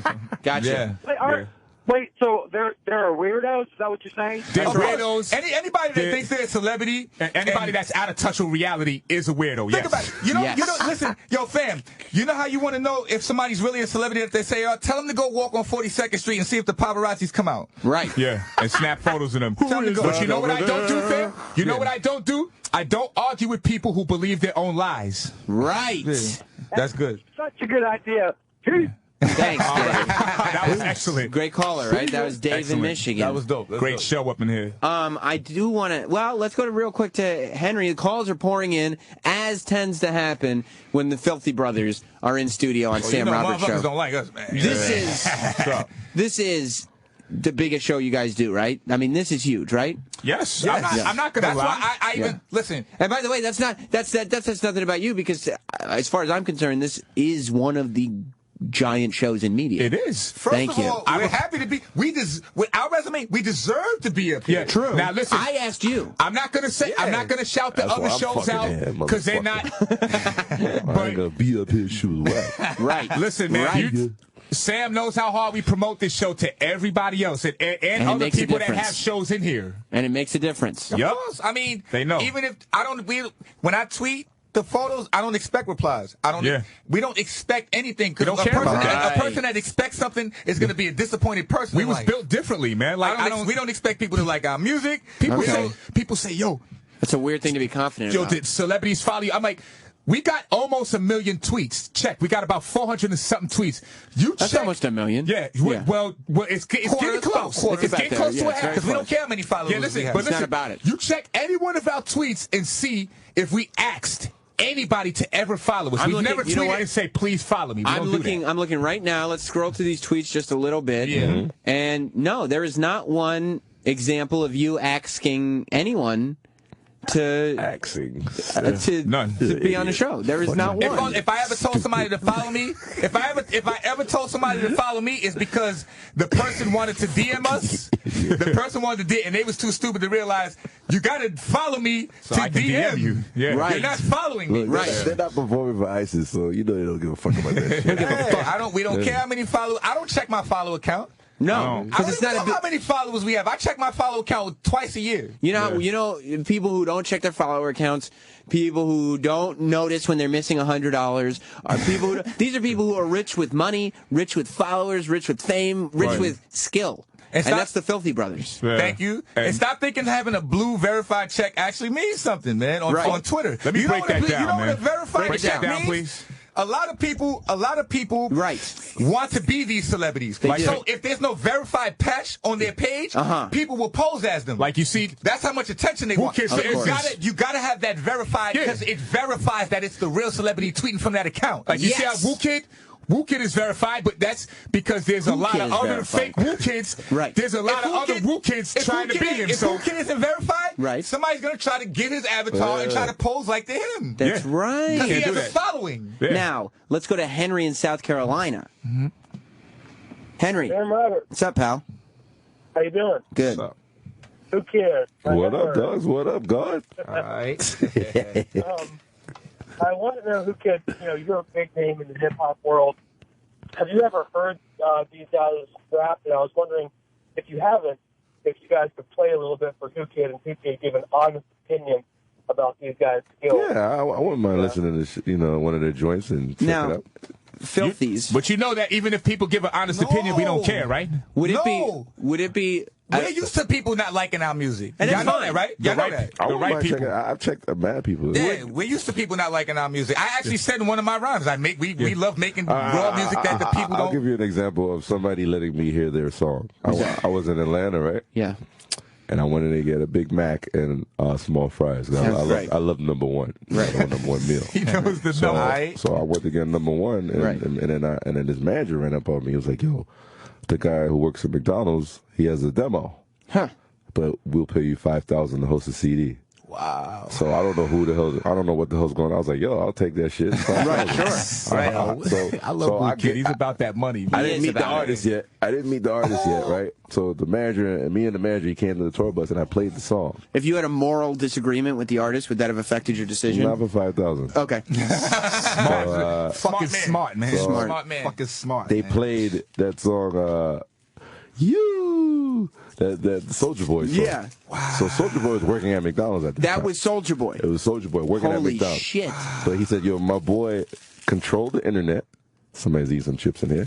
My boy controlled the internet, but he just doesn't know how to get it out there. He just needs a guy like you to do his tape. Right. We'll pay you $5,000. And then I told him this is the worst song I ever heard in my life. You did. Yeah. It wasn't for you. This is bullshit. But at the end of the day, he marketed his brand on the internet. So and you got the $5,000. I got the $5,000, but he needed me to open that door. He's not lying either, because I seen a skit where what's his name was talking about how he used to work at McDonald's. He's not lying. Soulja Boy. Now let me ask you guys, because Whoo Kid's giving an example of how he makes careers. That Big Mac was good too. Would you guys mind giving us a verse? Would you spit a verse for us if we put some music on? I don't like rhyming on beats. What do you like rhyming on? I just like rhyming a cappella. Can we do one with a beat and then one a cappella? If I rhyme a cappella, honestly, you wouldn't even want to hear me on the beat because I probably done killed it already. Okay, so let's do the beat first, and then we'll do. I don't want to rhyme on the beat, Sam. Let's try it. I'm not going to rhyme. I'm telling you, man. Especially if it's I'm the boss of my own decisions. You're right. Man. You're asking him. I'm just if asking. It's acapella, right? I can spit an acapella verse. If I walk out, people not liking my music, it doesn't do anything to us. It doesn't. Yeah. It doesn't. But people know that already, so I don't have to stress that. Matter of fact, I'm not going to say that again. I still promote my album that we did with K Slade 10 years ago. Like, I got K Slade to host 12 of my songs, and I didn't have to pay him. So I'm good. Forget the fact that he's our biological brother. Yeah, forget that. I did work with Fred the God. K Slade's our biological brother from the same mother. Okay, how about this? We'll do it a cappella.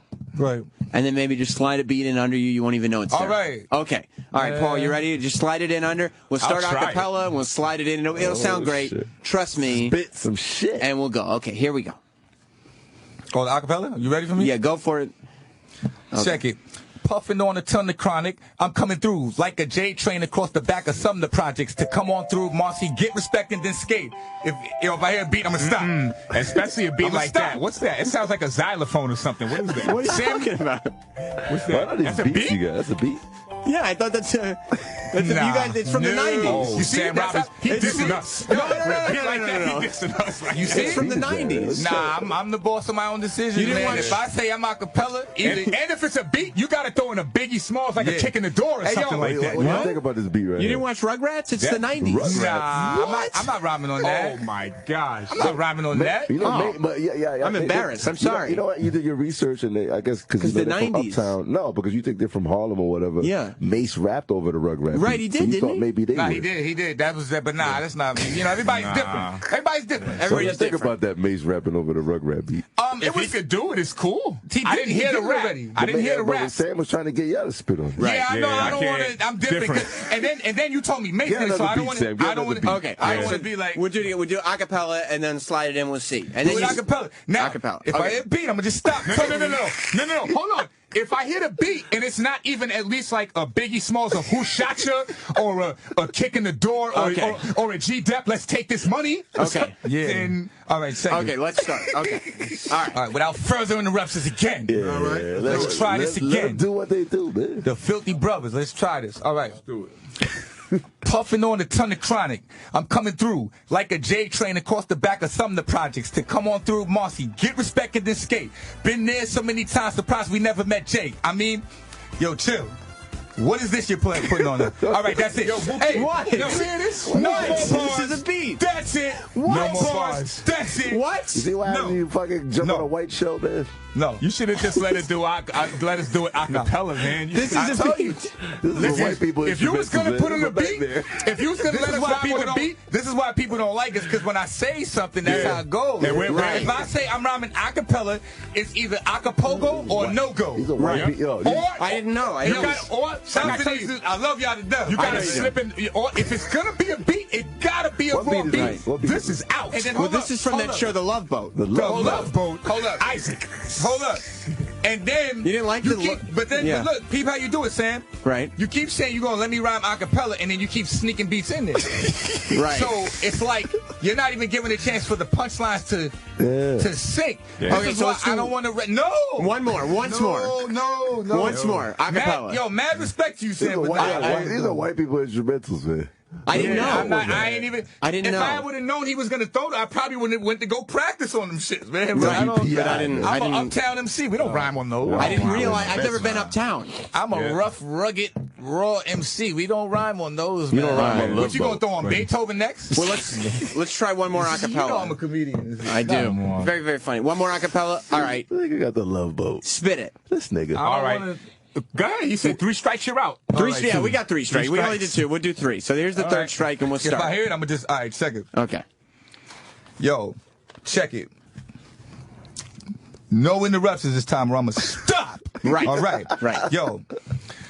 Puffing on a ton of chronic. I'm coming through like a J train across the back of some of the projects to come on through Marcy. Get respect and then escape. That's it. Stop.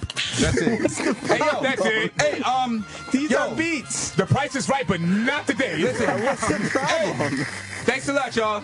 Hey, that's my time with the bars, man. All right, well, listen. Thanks a lot. I don't give. Listen, The price I is don't right. give. Come on. Respect Sam, to OP man. Radio, but I don't give a fuck about none of these beats. Right? Okay. I'm a rugged MC. I'm not rhyming on it. Yeah. That makes sense. Right, man. That's it. Artistically, the we need to be in the same part spot. is dead. The rapping part is dead. That's over. Ill Okay. MCs, but think about it. That's like you bring. That's like you bring Jadakiss up here, Right. And you play and you that. telling the freestyle, and you put some shit on that's like. it. Right. Price is right. That's You it. made the Jadakiss spin on You know the what? price. So is right. I'm not gonna punchline I'm not gonna punchline this microphone down. Yeah. But Right. we can definitely get And into you some should, real talk. and I'm kind of mad at you, because if you would have heard like what we was coming with, Right. Well, in hindsight, I'm embarrassed.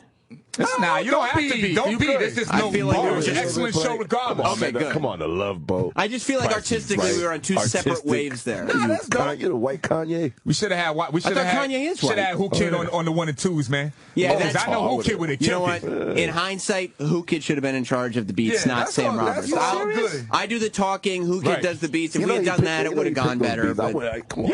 Yeah. that was Whoo Kid silly. would have bodied that, but That it's was all silly. good though. It's This guy playing a still Love had an Boat. excellent This show, motherfucker. and people still gonna talk shit because we was up here. So Yes, they will. They always do. I need the negative comments. I need to look and be like, "Oh shit, you're mad. I'm happy." That's when You're I mad. get afraid when people ain't saying bad shit about us. Yeah. That's whack. Filthy Brothers, where can they find you? We're everywhere in New York you City. can hit my Twitter, Right. on the Filthy Brothers, or you can hit the Instagram. Yeah. The name is too long, so if you get on my Twitter, I'll hit you with the Instagram from there. The Twitter is Filthy Brothers. Nothing to do with hygiene. Right.